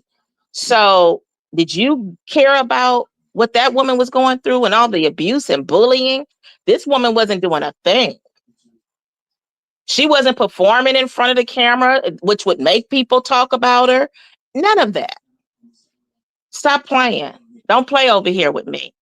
And speaking of that, this is going to be my last time with somebody accusing me of supporting an offender. Stop playing with me. I don't know if you're playing or if you're that ignorant to not understand when somebody gets it. But maybe you're just that stupid, because I know a lot of them people down south, they kind of slow and stupid and real ignorant. That's why they stay stuck down in there. Okay. Because when you're arrested, you are innocent until proven guilty. I don't give a damn about the man being in jail. I checked it out because I was concerned. I was like, oh, he's not a sex offender. He's not registered. You go to your boy Octavius and get the end results, or I will pull up the man's record to find out the results. Stop playing with me. And it's wrong for you if this man was not found guilty. I don't believe he was, because you would have proven it by now. Saying somebody's in jail, and I ain't never said, oh, he didn't have an attorney, and that's why. I don't know what he had. Don't mix up my words. I said apparently he was in jail because he didn't have the money to bail himself out. What do you think bails is for? When you go to jail, you get bailed out and you fight out of court. If you cannot be bailed out, or if you don't have a bail, you fight while you're in court. You're fighting your case. And if you don't understand that and understand the legal system, you need to really shut up. And if you're doing this on purpose to try to get a train going, a hate train or whatever it is you got going, and you're going to pull a couple of silly ones that believe that dumb shit, you really need to stop. Because if you don't understand how it works, how about if we send somebody out there right now and make a report that you try to do something to them, and let's see if your ass don't get arrested. And then you're going to have to fight your case. I've known of many people, and it ain't have nothing to do about no child kind of messing with no kids, but I'm just saying people who have been arrested and had to fight their cases. You walk up in the courts, you're welcome to go to the courts. Anybody can go. Maybe you need to learn how the justice system works, because the way you're explaining it, bro, is not proper. Just because somebody is in jail, they're in jail and they're going to court for a reason. What do you think they're going to court just to see how much time they get? Or are they going to court because they're fighting the case? I want you to go ask your boy Octavius, who sent you that stuff. And yes, speaking of that, I did call you a flunky. You were like a mule. You can't call me a flunky, because what I did, nobody made me do it. And what I did, those ladies did it too. It didn't have nothing to do with pictures. This is something you just recently posted. I reported the stuff you said, along with a whole bunch of other people. But your obsessed ass is strictly going after Golden. No, nobody didn't send me something and say, here, you do all the dirty work. You post it so everybody can look at you, and I ain't going to post it on my page. You know, I found out today that Audio was harassed because of me. Well, the dude can't read anyway, or he just wanted some attention, because Audio never talked about that man. Audio was talking about another content creator by the name of King something. He just wanted to get in the mix so he could be seen, because that young man his music is much better. He's more, people like him. You know what I mean? They come up, this boy is just, he's new. And people are coming to his page, listening to him, supporting him. And he ain't got nobody over there. The boy looks better than him. He's a young man. You know what I mean? I know what time it is. He's already showed me the type of person he is. He has a heart full of envy. He's a jealous type of guy. And why is he, Hey, if he's messing with you, why? Why is he so worried about where you go? If that hey, story is true, what Kanisha said. somebody's backstage. Paris. I don't know Okay. what Paris sound like, so let's see. And that's fine with y'all, I guess, right? Y'all were telling her to come up here. Well, she said something. I just was curious of what her experience was. And maybe MGO can explain it better if she's aware. MG, are you okay? Yeah, I'm totally fine. Paris is welcome. I'm sorry, not to cut you off. Wade, you said your case cost you $110,000, a gun charge, 1 year. Were you in jail that whole year? Maybe you can share your story too. Okay, I'm Wow. sorry. Hi, Paris. Welcome to the panel. How are you? Hi, I'm good. Can you hear me? Yes. Okay. I can't hear myself, but I don't usually hit panels, but I am from Machina's channel. So yeah, I don't know if that's a problem, but Everybody's welcome here as long as you're respectful. okay. So I do tune in to your channel as well, but I just recently subscribed from this live right here tonight. Only because like this topic is very important to me because of what I had experienced like with Vaughn. And I don't know, the topic, as soon as I read the topic, it just made me think of him like immediately off rip. And then when I I can't hear clicked the you. live, Golden talking about, I guess, Ken or whatever. So yeah, but I just want to talk about the situation with Vaughn. I just didn't understand, and maybe MGO could clear this up, but he was in a specific live. I guess he was cooking or whatever. And I feel as though I was silenced because I asked him, I was like, what's your problem with Miss Sheena? And he just started going off and he was like, I don't give a fuck about y'all bitches in the chat. Excuse my language, but that's exactly what he said. And everybody was just ignoring his like exactly what he said. Like Yana came in, was just like, hey, like, and I'm just like, did you not just hear him? Like, and then like I turn around and next minute y'all got like a GoFundMe up for him. And I'm like, are you serious? Like this type of behavior is acceptable. And I understand like what MGO was saying, how people going through stuff, but everybody's situation is complicated. So that's no excuse. Just like we hold Sonny to a certain standard and Ken to a certain standard, his behavior is not like that behavior is not any more acceptable than theirs. Like, but I just feel like what he does is kind of pushed under the rug, and I was blocked or I guess timed out because I tried to speak up for myself and I couldn't in that chat. So I just wanted some clarification on what happened and why as though MGO feels as though that's acceptable. Sure, I'm happy to speak. And I remember the date you're talking about, and I don't believe I'm the one that when I time people out, it's usually because they've said something problematic. So asking questions is not problematic, but there's a number of mods. So, but again, I don't want to say I didn't because I don't know. You know what I mean? So essentially, so what I want to say is that like I can support a person without necessarily supporting all of their actions. And so um, you know that's like I can separate those things.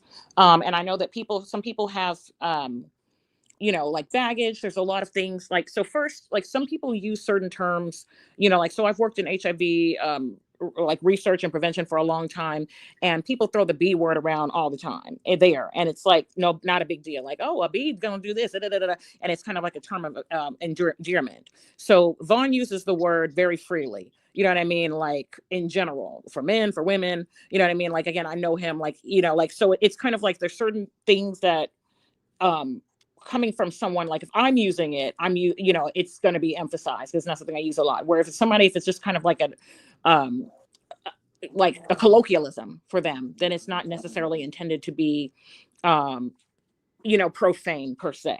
Like he'll usually be like, oh yeah, well, if a bee wears this dress, it's so cute, you know what I mean? Or like, you know what I mean? Or a bee came up to me and was like, dude, why are you doing it? Like, so that's just kind of how he talks.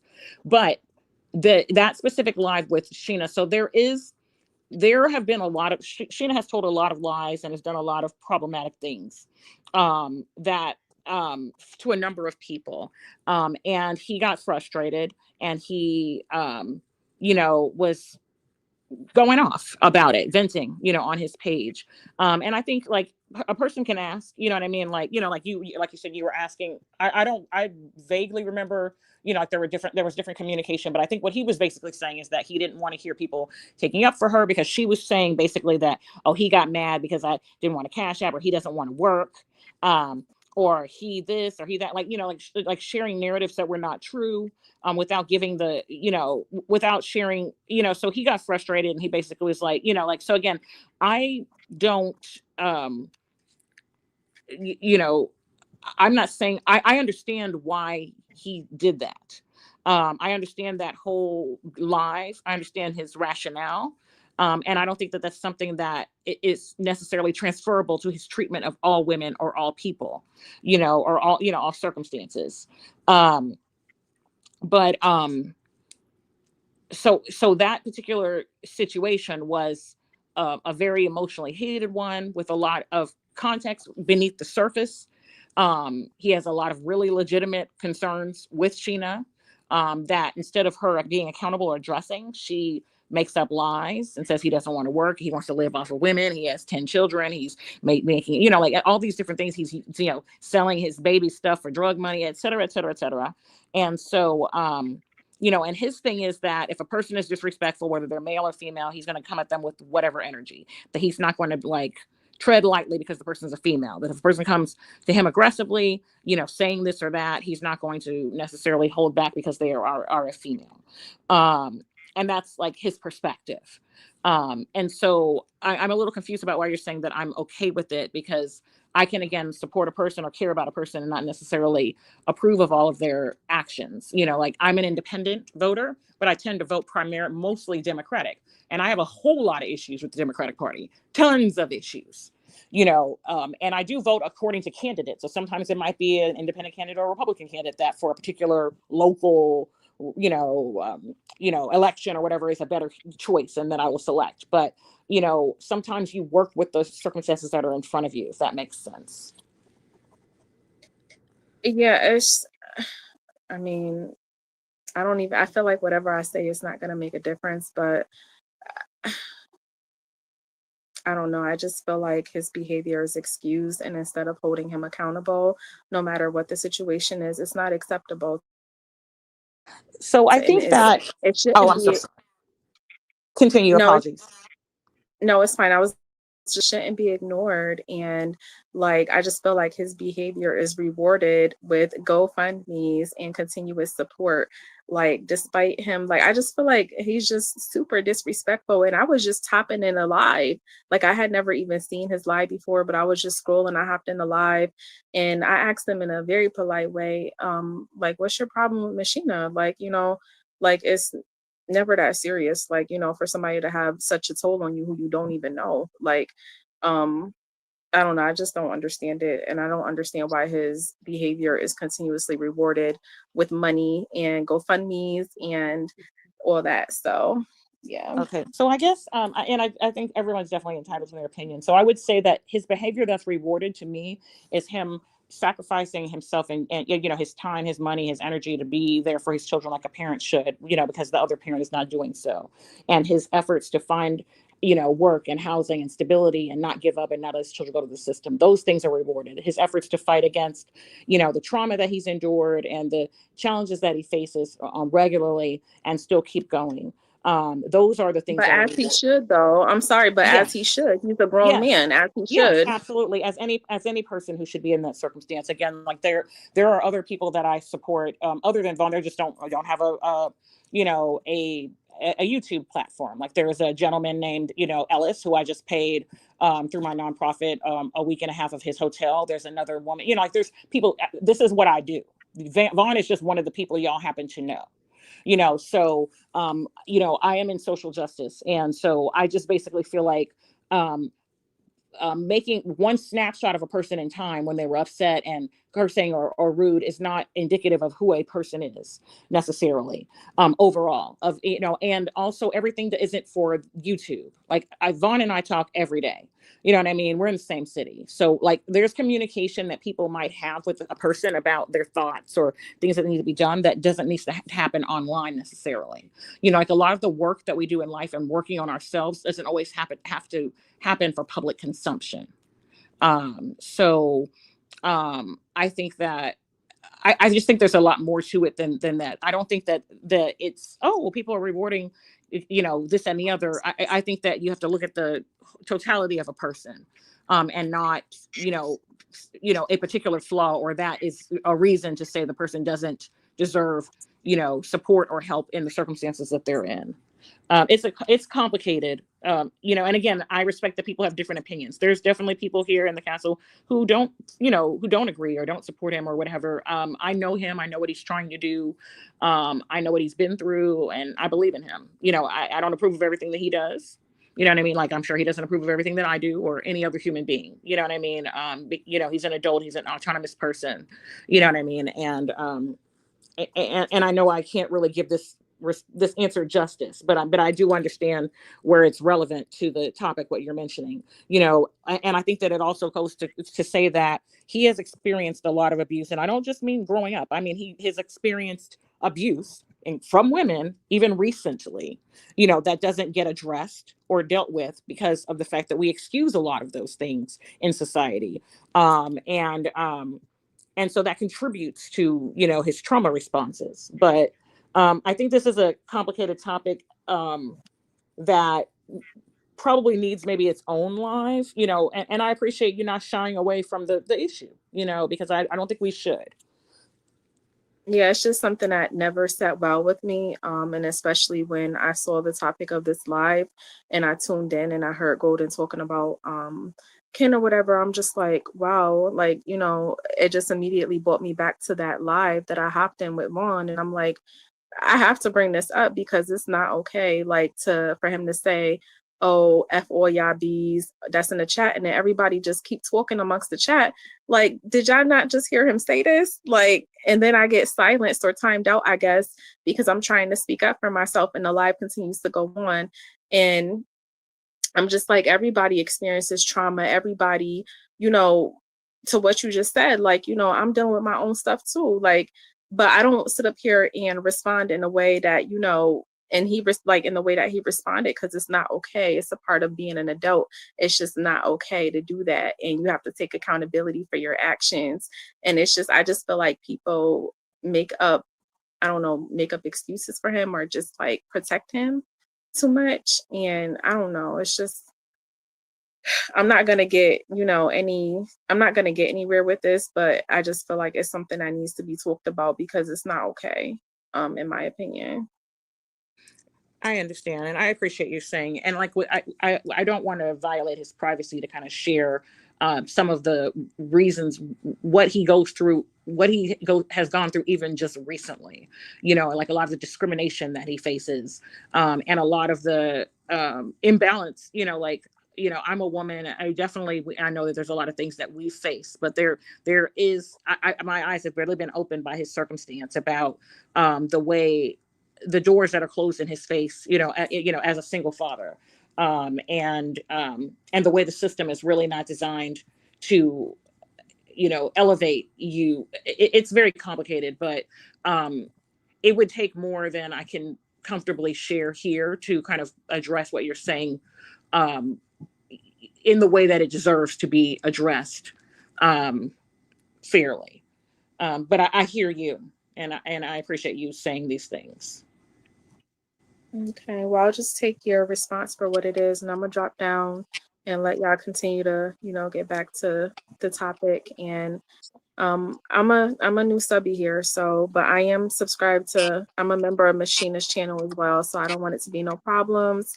I just, I want to be open to hop on whatever panel I choose to hop on. So, I just don't want no problems, but I just want to feel comfortable expressing my opinion on different panels. And this is the second panel that I've hopped on. The first one was Machina. So thank you for allowing me to speak, Vibes. And I don't know how to address you. I'm sorry. Oh, it's okay. But thank And you for you're allowing me to speak however on you your feel, channel. your feelings are valid. It's in our theme song. Everybody's feelings are valid. Okay. So I appreciate you coming up, expressing your concern or how Paris, you feel. Mhm. I have a Yes. question for you. How many times have you experienced that, or how many times have you witnessed his behaviors? Only that one time, and I never went back. That was my first and only live that I went into of his, and I never went back. Okay. I was just curious. I was just curious because I wasn't certain if he had, behaved that way on multiple occasions or if it was just that time that you witnessed. But okay. No, I'm not even gonna lie, just that one time, and that was enough for Hmm. me. So I just, when something doesn't sit well with you, it sits for a while, but then when you see a topic like the topic of this live, like it brought it back. It brought back that memory. So that's why Right.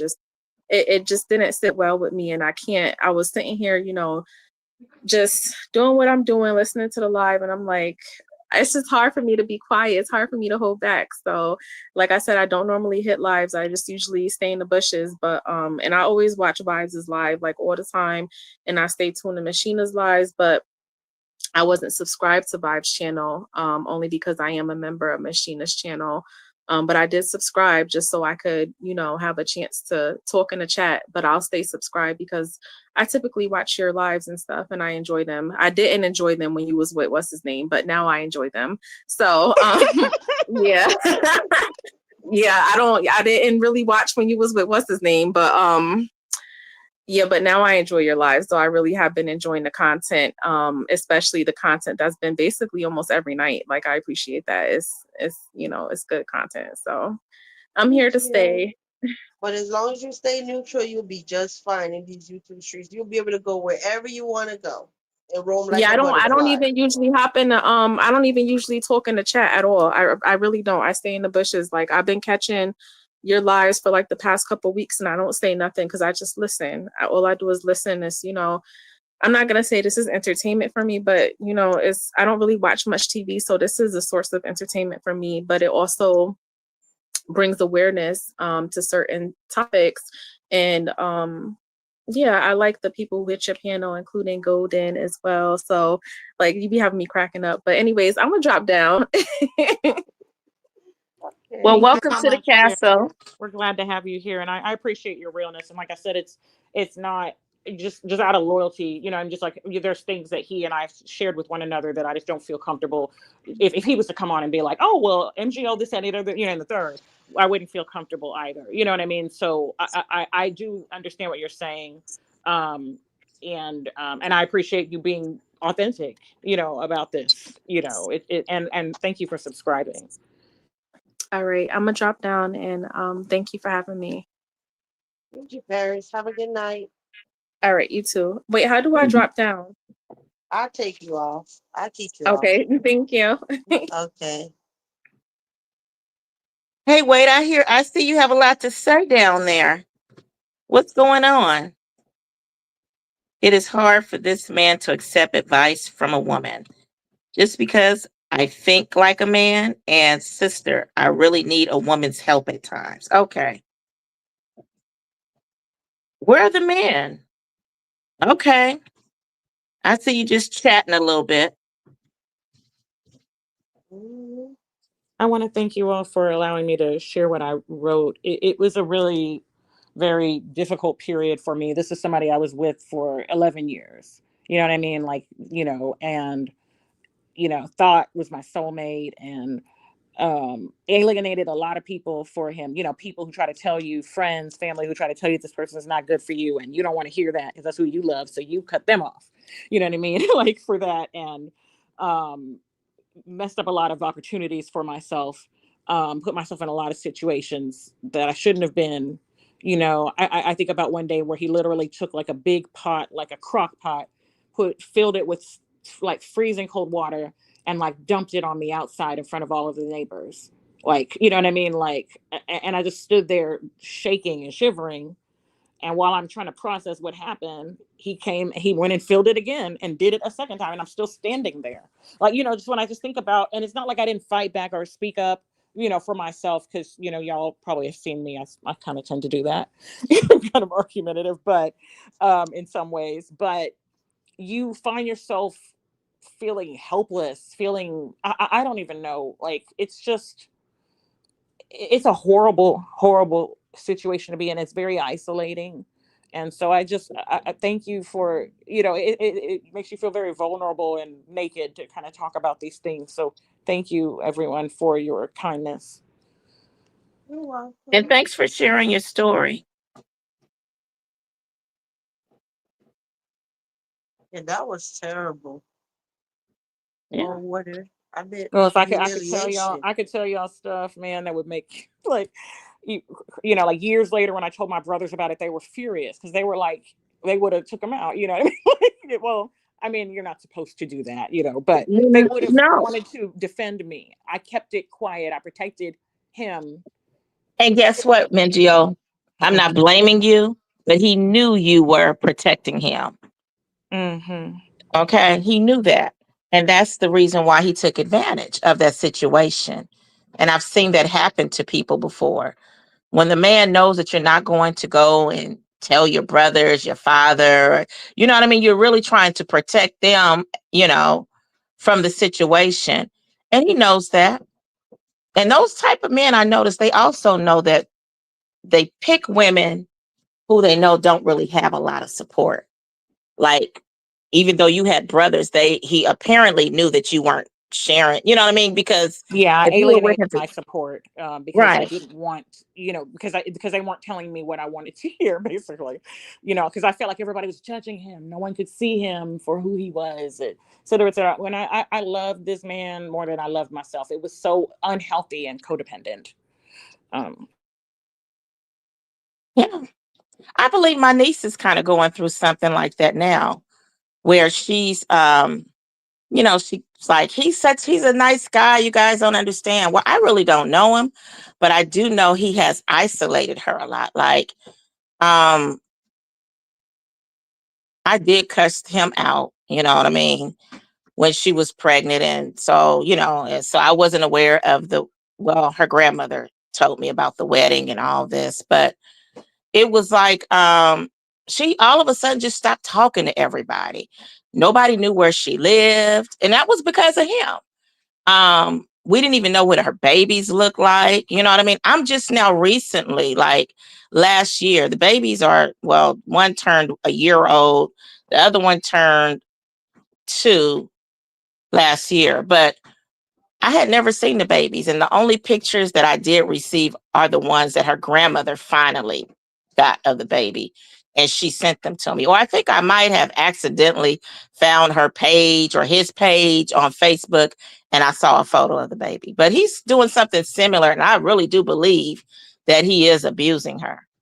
Like she and we talked on the phone. She apologized about everything. And then when I tried calling her back, she wouldn't answer. And now her number is disconnected. Her mother called my brother, and she was like, let's call her and cuss her out. And, she's just, I don't know what the deal is, but I believe there is. I mean, it's just, to me, there are signs where he's in control. No man would even want to be in control like that, where you don't want your wife seeing the family. You don't want and it's not like her family, I'm saying, are bad seeds or out there on drugs or anything like that. So there's no reason why you would want to protect your wife and your children from seeing their family. So, they definitely will isolate you. and you usually see Yeah, so much potential in them. Like this is like you see the good seems so good. Yeah, everything about, you know what I mean. Like you just wish if they could just be that person all the time. If you could just pull it out, you know what I mean. Like you just feel like it's around the corner. You know what I mean. Like you can't. It's this is going to be a really ridiculous example, so I apologize, but it's the first one that came to my mind.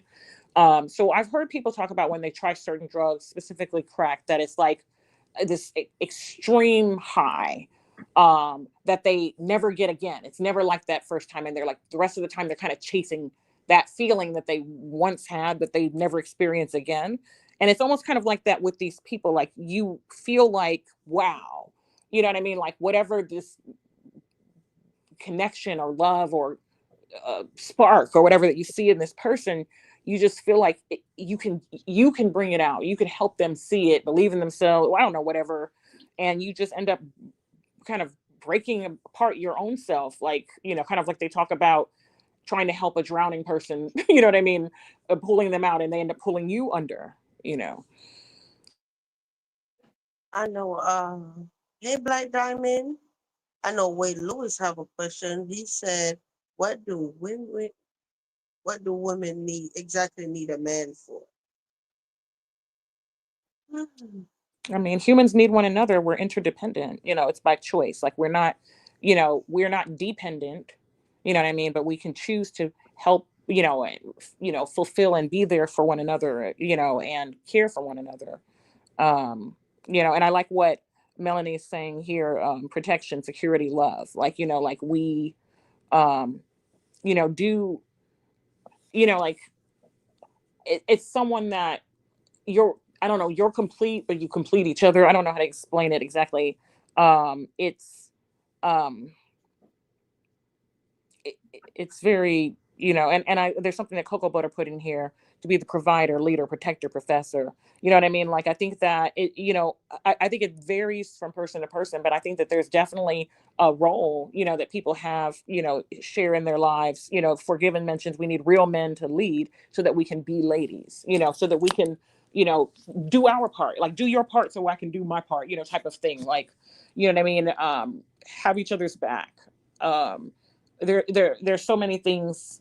I guess I'm privileged in that my parents are still together, like they're still married, and it's not like their marriage is perfect, but um, I've got to see, their different strengths, their different weaknesses that they have, and how my mom didn't have to be the mom and the dad like so many of my friends' parents who had to do it all on their own, which is so much work. And people rise to the occasion, they really do. But when you can have that help, meet that partner, that person there with you, it really is a blessing.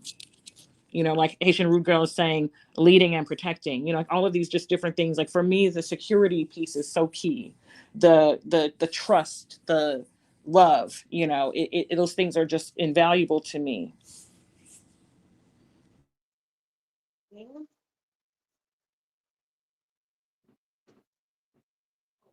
To have married and educated parents. That's funny you said that, Ocean, because I think Vibes and we were talking about that something similar today, weren't we, Vibes, about Nigerians, or was I talking to a family member? I don't know, but Uh, Listen, we don't talk about so much stuff. I were can't you remember. were you and I talking about Nigerian families, African families, and maybe it was someone else. I'm sorry. No, I don't think so. Oh, we were talking about different cultures. Yeah, yeah. Yeah, we were talking We about were different talking about cultures. different cultures. Yeah. Right. Okay. You know what, Ocean? I don't know if you've ever like studied ancestry and looked into the archives and looked at like the census records.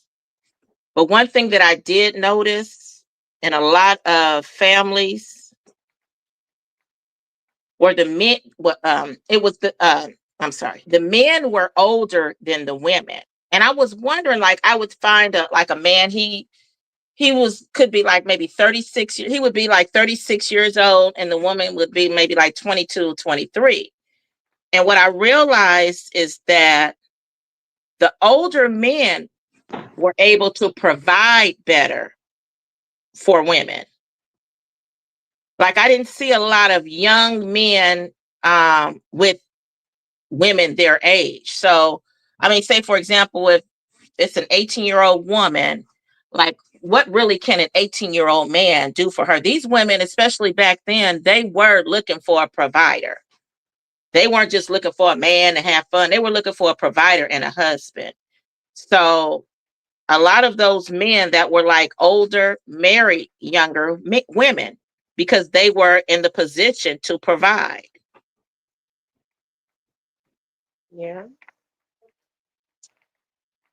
You see, your boss is Nigerian, Kenyatta. Wade said, older women can provide for a younger man also. Well, yeah, you're right, Wade. But I know you're not looking for an older woman, are you? This is interesting that I'm thinking about this because VQ, I know you mentioned that your husband is older, also, and it's interesting too because like kind of what Golden was saying. I think that used to be a lot that used to be something I think we saw a lot more in previous generations where there was kind of more of an age gap. I think it started to change to where people were kind of more closer in age, but I think it used to be a lot more common that and I think it kind of boils down to some of the things that people are mentioning here in the chat about getting themselves stable. But there was a great point by I'm here about some people who will provide, protect, and love you but abuse you. Your audio went out.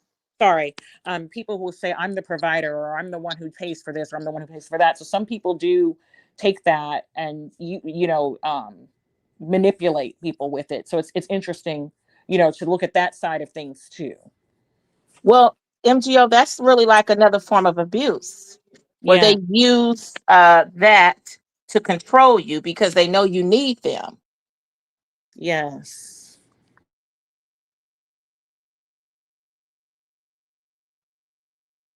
Mhm. I know Forgiving said something up here. Let me go back and try to find it. Yeah, This I'm here. Cocoa Butter mentions if a person has all the right qualities at the end of the day, it's easy to trust and love. Like so kind of like basically if a person, is you know the trust comes is built, what I mean, and the feelings of love kind of are, what I mean, develop, when all of these things are present.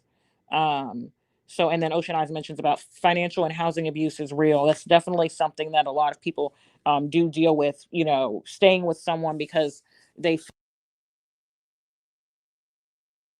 sorry, I don't know why my thing keeps timing out, but the abuse that people face, that does happen a lot too, unfortunately.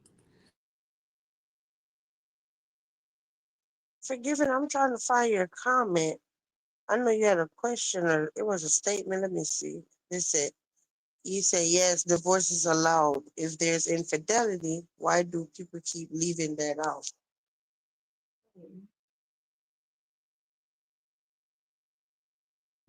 That's a big one too, because that erodes trust.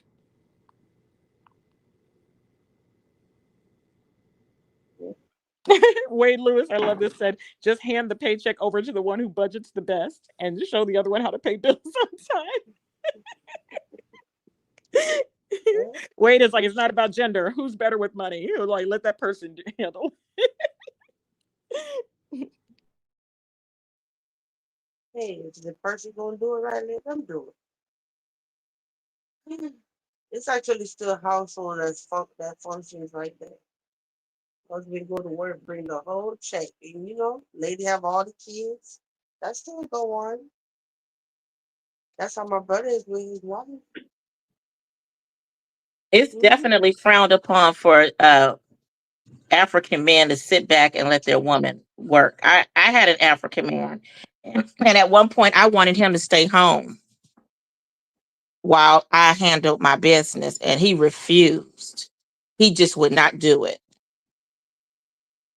It's I don't know, but they really don't believe in it. They definitely don't believe in, well, from the ones I've experienced, sitting at home and doing nothing while their woman is doing all the work.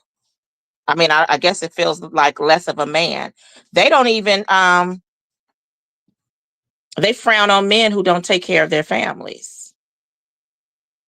And if they find out somebody from their country or something like that is slipping, they will definitely address it. And that's why I don't understand American men. Like, they don't address it when they see their peer, not handling business, not taking care of their family properly, anything like that. They just kind of ignore it.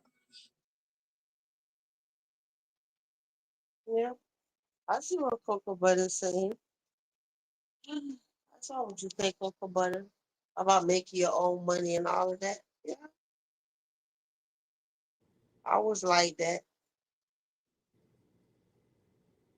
I But feel MJ, you have anything else to say? I was just going to say that I feel like there's been, I think, a generational shift with American men, because I think we also have to understand that a lot of the industries have left. Like a lot of the things that, the opportunities that men used to have in this country, like a lot of things are a lot more challenging. Like the nuclear family is a lot different. Um, I think that I don't know. I just think we've seen a lot. I feel like a few generations ago, this wasn't the way a lot of things were, especially in like like the Black community. And I'm thinking about the Black community collectively. So from African to Caribbean to various different parts of the U.S. I feel like just a lot of things have changed. A lot of circumstances are different, and making it hard. And so Ocean Eyes, yes, I think there's still high paying jobs, but a lot of people don't really understand about those how to get into those fields. I definitely feel like it's another conversation, but I feel like I think culturally there's a crisis in terms of like does it mean to be a man, and what opportunities are there. And then I think that women, you know what I mean, we got this mentality of we can do it all, you know what I mean. And some people I think have taken that to the extreme to where you don't need anyone. And I think again, humans need one another. You know, we're designed to be in fellowship with one another, even if it's not necessarily a marriage or relationship. And so I think that, I don't know, I think that in chasing materialism and capitalism, I think we've lost a lot of what the core of what made us, I don't know, what brought joy, and fulfillment to us as people and as couples. I agree. And we definitely need each other.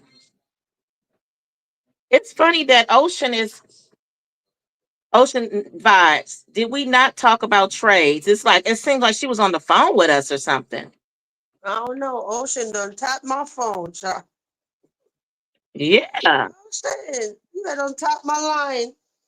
I mean, we had a long conversation today about the different cultures, um, trades, and how, you know, I was just sharing with her that, I think people should start pushing their children into learning a trade, even if they want to do something else. I don't think I shared that with her, but I'm a believer in it. I'm a believer that every man, or every woman too, should have a trade, even if the trade is cooking, baking, whatever.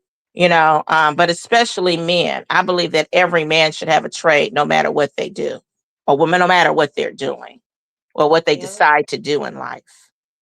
I have Mhm. two colleagues. They're both professors. Their son, who's in his early 20s, makes both more than both of them. He went into welding. He does a lot of like overtime and stuff like that. And he makes, he gets like hazardous pay, travel pay, this, any other. He literally makes more than his parents, and he went and got you know what I mean? He got an associate's degree in like welding technology or something like that.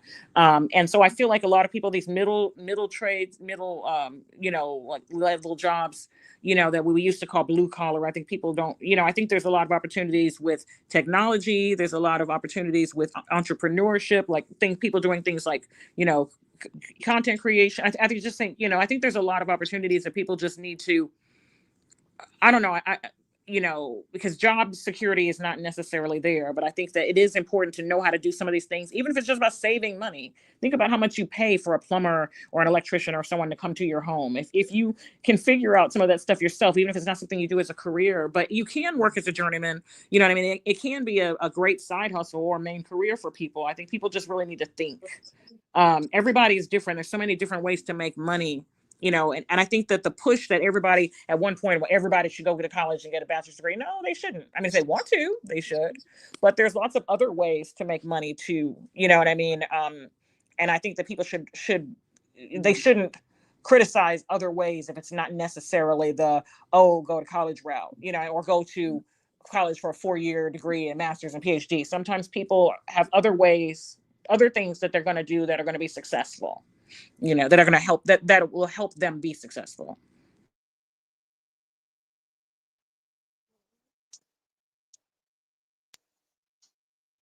And you know what? Shout out to everybody up in here because you did not have to be here.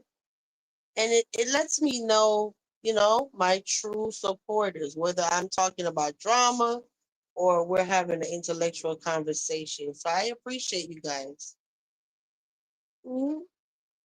Here I am thinking like, oh, we ain't talking about no drama, ain't nobody gonna show up. But y'all proved me wrong. Yeah. So I know they probably like, oh, when are we gonna do or prizes or whatever, MGO.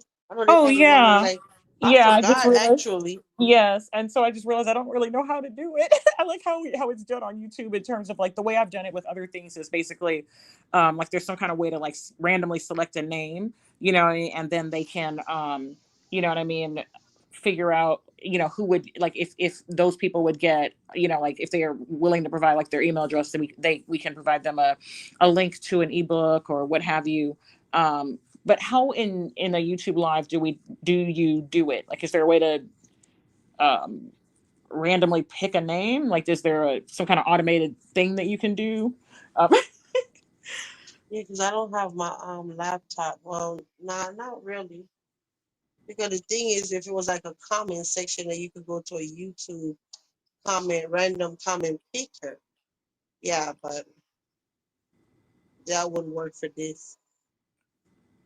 Like, let's just say it was a video, they could have put the word like uh women empowerment or something, right? And then you just filter all the comments by that word, and then everybody come up. You raffle through that, but that won't work for this situation.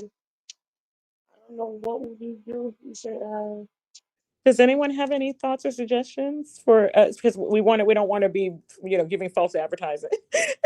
So we do want to provide the drawing, but I'm not really savvy when it comes to YouTube and StreamYard and how it's done. So I don't know if we could kind of crowdfund ideas, if anyone has a suggestion of how we could do it to where we could ensure that that a few people who would be interested will be able to have to get a book. first you got to decide how many books you're talking about. Then you Oh, know how many. sure. I was Like going to give maybe you there were going could to be five. Yeah. ask like a question like just anything random like uh Oh, I get it. Like some kind of like quiz or something. I don't know, and see who answers first, or yeah, correct. whoever first. But then that's always the issue because everybody be like, oh, I'm first on my end. A matter of fact, let me turn the comment back on. That's why this up here is so helpful in the back. You see this? You see the background? But I don't know what would we ask them, Goldie.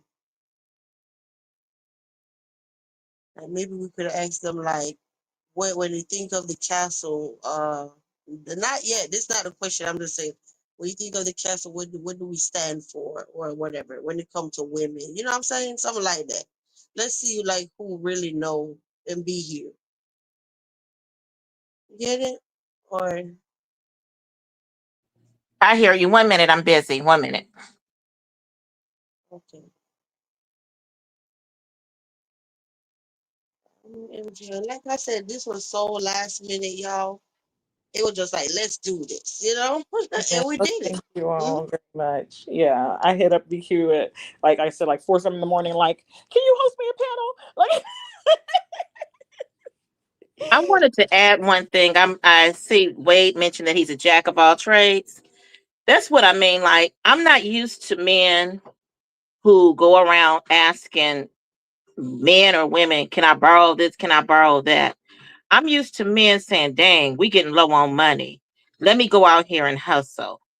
Let me go out here. I mean, for example, it was a guy who stopped me one day. He saw me in my yard.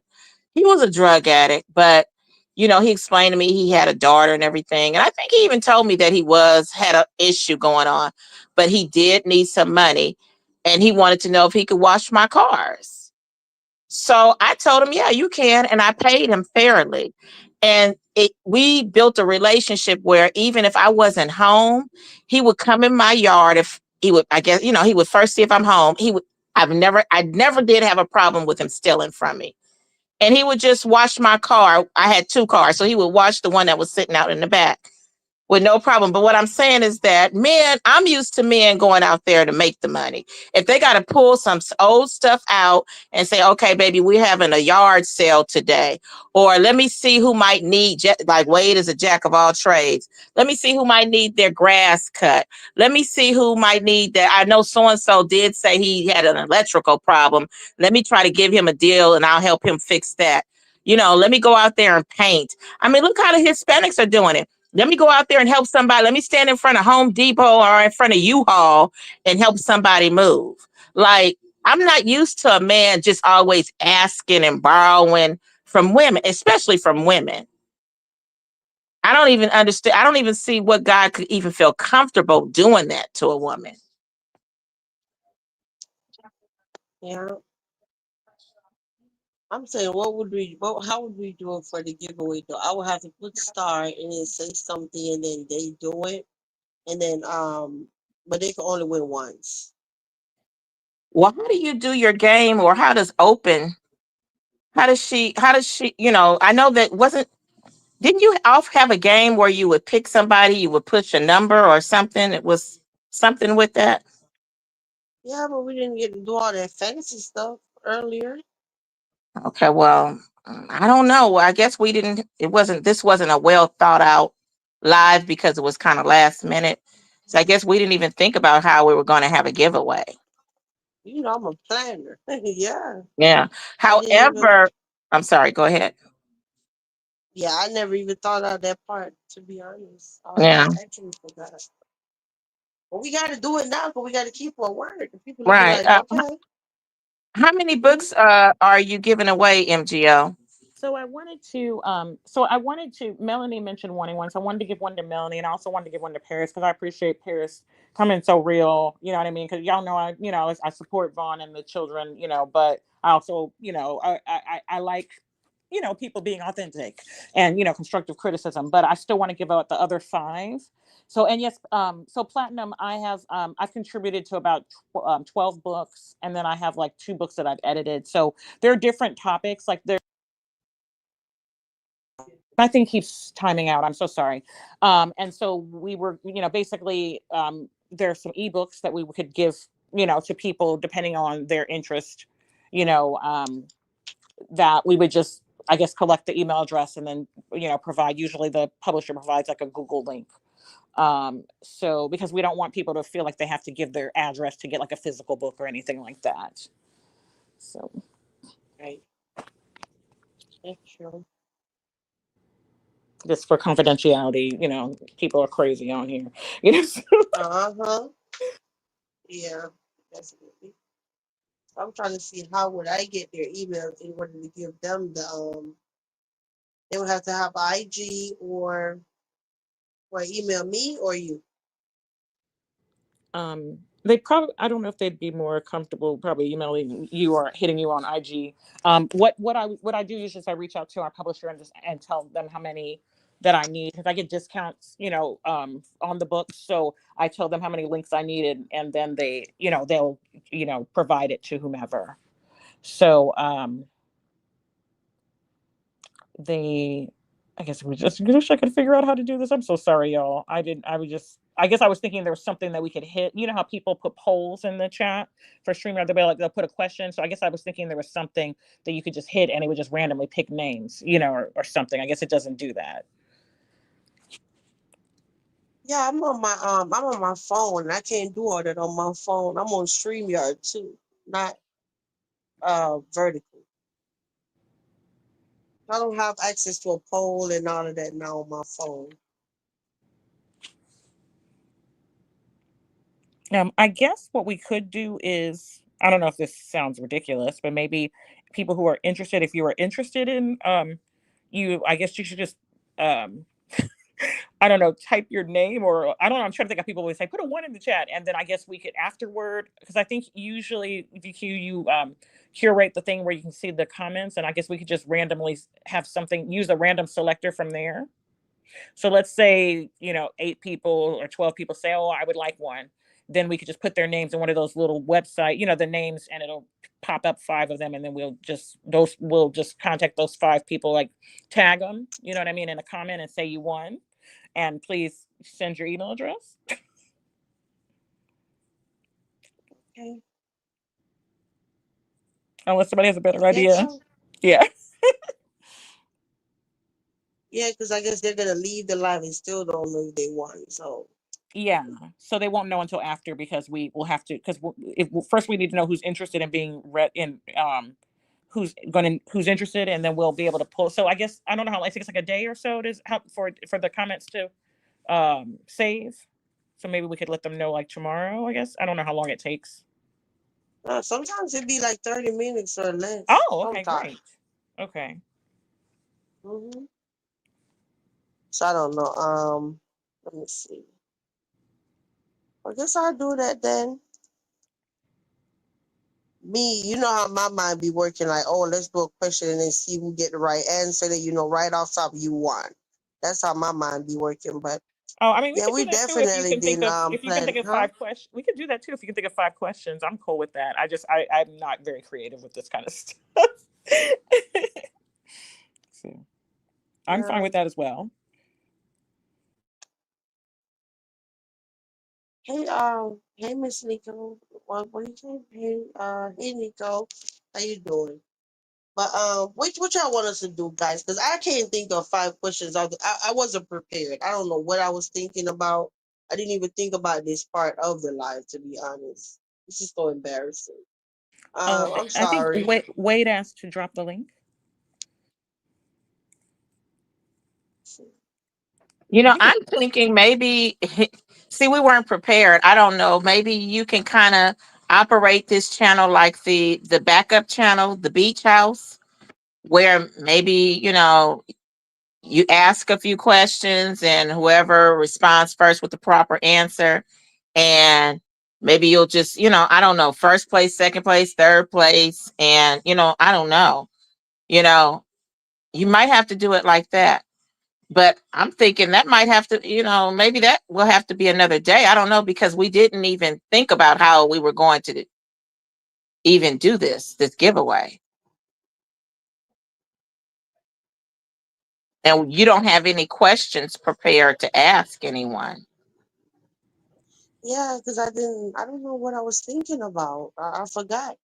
But MGO, can you shout out the name of your book anyway for those who might be interested in purchasing one? Oh well, there's several of them, so I don't know which one to share. um. Actually, you know what? Let's see who. I can't see it because I don't have my other device from YouTube. That could even be a way too. Who was the people from the leaderboard? You could pick some from there, from the leaderboard, just from them engaging in the chat. It show Okay. you the top three. Well, okay. Well, between But Paris, somebody in the chat will have to tell us though what the thing in the chat. I can't see it. I'm not on YouTube. okay, I would probably have to drop down, but between Paris and Mel, they'll get 2 books because I know you want to give those 2 books to them, and then I'll check. I'm dropping down. Okay, I think so. VQ, I think you have it to where links are blocked, right? Because otherwise, I would share the link to the. I have an author page, like an Amazon author page, but SE Street Sector Quiz. I'm the first winner, Cocoa Butter. um, Yeah, yeah, and then somebody said something about but Mel, I do have a link tree. Um, sorry, I guess because I would need to give the info to one of the mods because I'm not able to put links. I think it blocks links. I guess after the live is over, I can plop it in the comments. Um, but they said Kenyatta is number one. okay, Um, so we have Platinum number two. Kenyatta. So let me type the names so I can remember them. Kenyatta, Forgiven number three. Thank you, Platinum. Mel. All right, Forgiven. Okay, does it only give you three? It shows six. Like All right, it can you? show up to everybody that commented. Okay, so But I can you don't give know me how the many. top five? Okay, thank you, Clarissa. I can't see. Yeah, sorry, I think I'm saying it wrong. Haitian root. Oh, I'm spelling this terribly.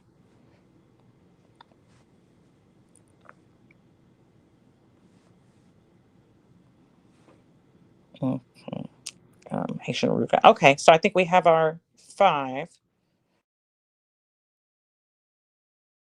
And even after the live, it do show the leaderboard. I can actually screenshot it and post it just to verify for everybody. Once the live chat come up, it's gonna show the leaderboard anyway. Well, it's telling you in the chat right now who's number one and two and whatever, right? Uh,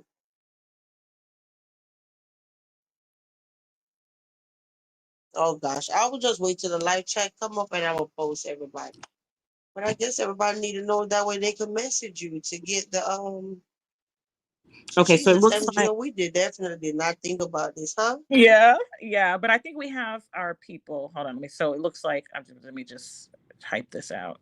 Um, ignoring me in here. So it looks like it's let's see, Clarissa, Charmaine, Clarissa, Platt. Why is my thing not typing? Maybe I'll just take a picture of it. So it looks like we have, I think I typed them. So Kenyatta, Platinum, Forgiven, Clarissa, Haitian Root Gal, and Charmaine, and then Melanie and um, Paris. So it looks like we have our people. Thank you, everyone. Yeah. Thank you. I guess if their name is calling and they're not interested in the book, then they could pass their Oh, price to you're not on their somebody platinum? else. Okay, okay. So then it'll be Clarissa or Charmaine. Okay, so I think we're good. So yay. So I guess if you all we would need if you have an email address that you'd be comfortable giving for us to for the to get the link to you and oh Nico, and then I guess also when the live is over in the comments I'll just plop the link in case anyone's interested in purchasing you know a book. You're welcome, you know, or one of the books you're welcome to, but don't feel pressured of course if you don't want to, but if anyone is interested you can. Yeah. So thank you, everybody. This was wonderful. So much MGO. Mhm. But now I'm trying to see, they're gonna send me the email and I send you the email, or Yeah. So I think does everyone have your IG? who are the winners again? It's Kenyatta, Forgiven. Hold on.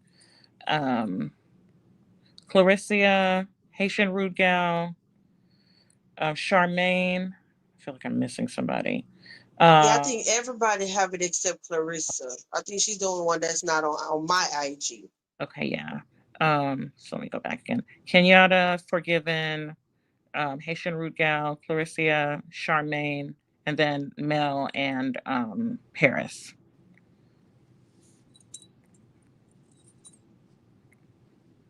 Yeah, I think Charmaine not don't have it, and Clarissa. You don't have any social media besides YouTube? Excuse me. I'm sorry, guys.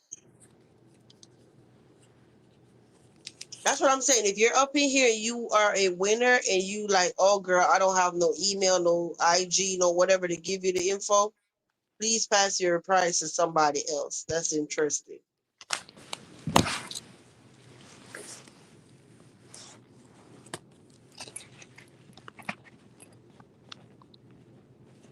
I don't even see Clarissa anymore.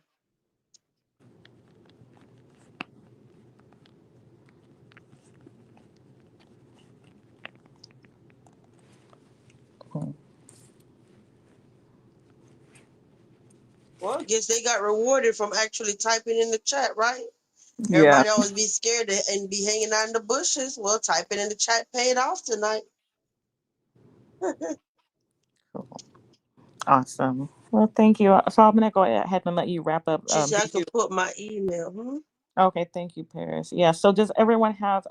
I guess could someone put VQ's um, IG if you don't have it in the chat for someone for them, and then we'll get those to you. And thank you so much, everyone, for your support and just for just this topic in general, because I think it's really important that you know we don't ignore these things. So I'll Oh, drop down so God. you can close out, VQ. Thank you so much. Yeah, I'm sitting here and I'm like, yeah, I gotta wrap this up. I gotta get back to my babies. Hmm. You know, I came like way earlier, so I'm like cutting into that time now. But shout out to MGO.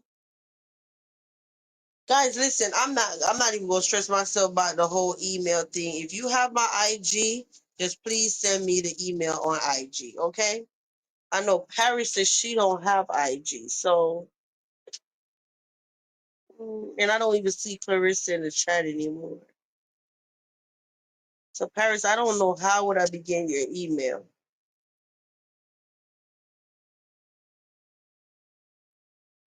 You gotta catch your replay.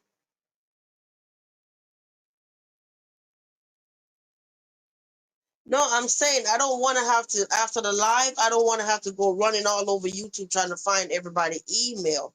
If you could make my life easier and just send me your email to VibesQueen100 on IG. A lot of y'all already on my IG, so it shouldn't be no problem. That way I could just copy it and send it to MGO, okay? Copy, paste, send it to MGO on IG. So I don't know.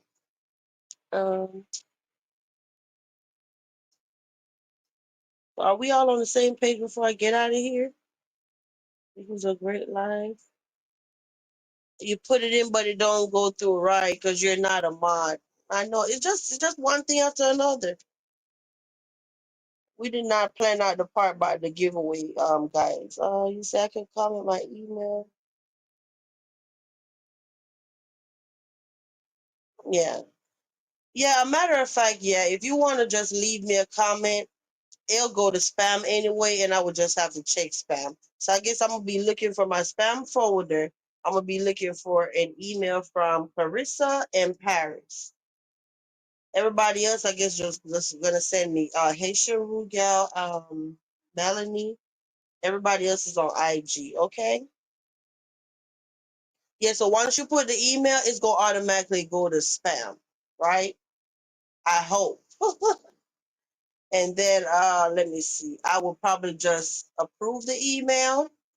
And then, when I give it the heart, that way, I see it, then I just delete it permanently. So hopefully that works. Let's see, y'all. This is a lot. Okay, thanks, Haitian Rugel. I see yours. Thank you. Well, thank you, Golden. And thank you again, Wade. I know I was up here on the panel. Guys, I know I need to say this to y'all before I forget. Every time somebody be on the panel and you come in the chat or you're saying whatever to me, I'm not ignoring you. If you pay attention to my screen, I be communicating with you with the screen while someone else is talking. So just like with Wade, right? Like Golden, if everybody was up here, I put that up and then I put up the thing. Where is it? This.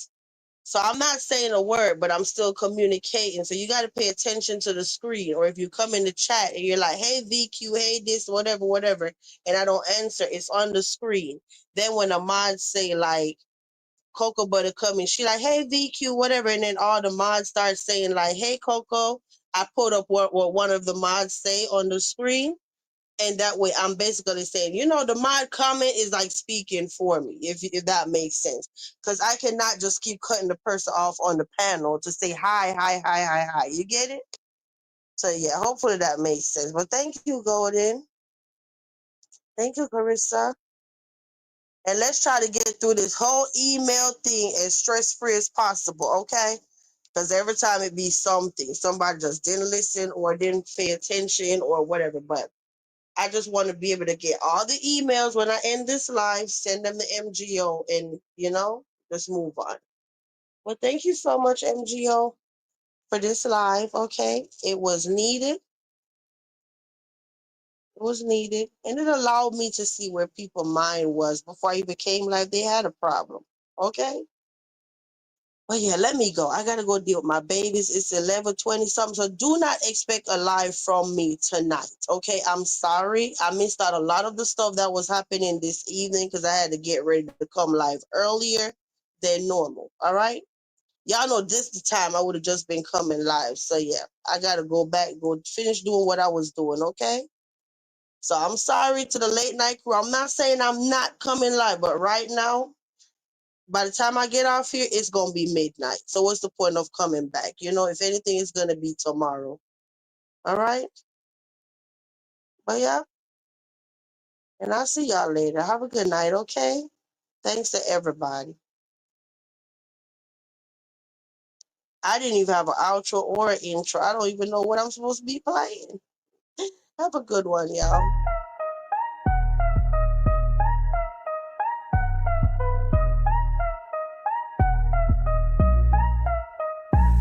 We done talking, now it's time to log.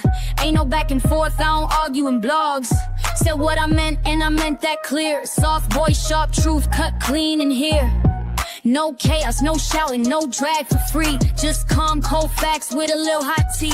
If you came for the mess, baby, this ain't that. This castle built peace, yeah, we handle it flat. Don't wait on a clap back, I don't do performing. I exit with a beat, drop and leave without warning. Grown women talk, this the closeout flow, where the vibe gets soft, but the pressure still shows. Subscribe if you get it, join if you bold. The membership heat ain't never been told. We spilling that first, real light, real still, but it cut through fake like a whisper will. This ain't petty, this poise, this presence on cue. With a side of eye, peeped it, but I won't move for you. I'm signed off calm, no extra scene. Just lace on my steps and a crown that's clean. So catch me next drop, or don't at all. This castle don't chase, queen answers a call. The vibe don't yell, it just echo right. Now dim the screen down, we done, good night. Good night, me loves. Thank you so much for coming to the castle tonight. If you enjoyed the vibe, me ask you, subscribe. But if you really want to be part of the family, become a member. That's where the tea spill first. Quiet, clean, and always back. Till next time. Walk good, stay wise. And mind how you move in these YouTube streets.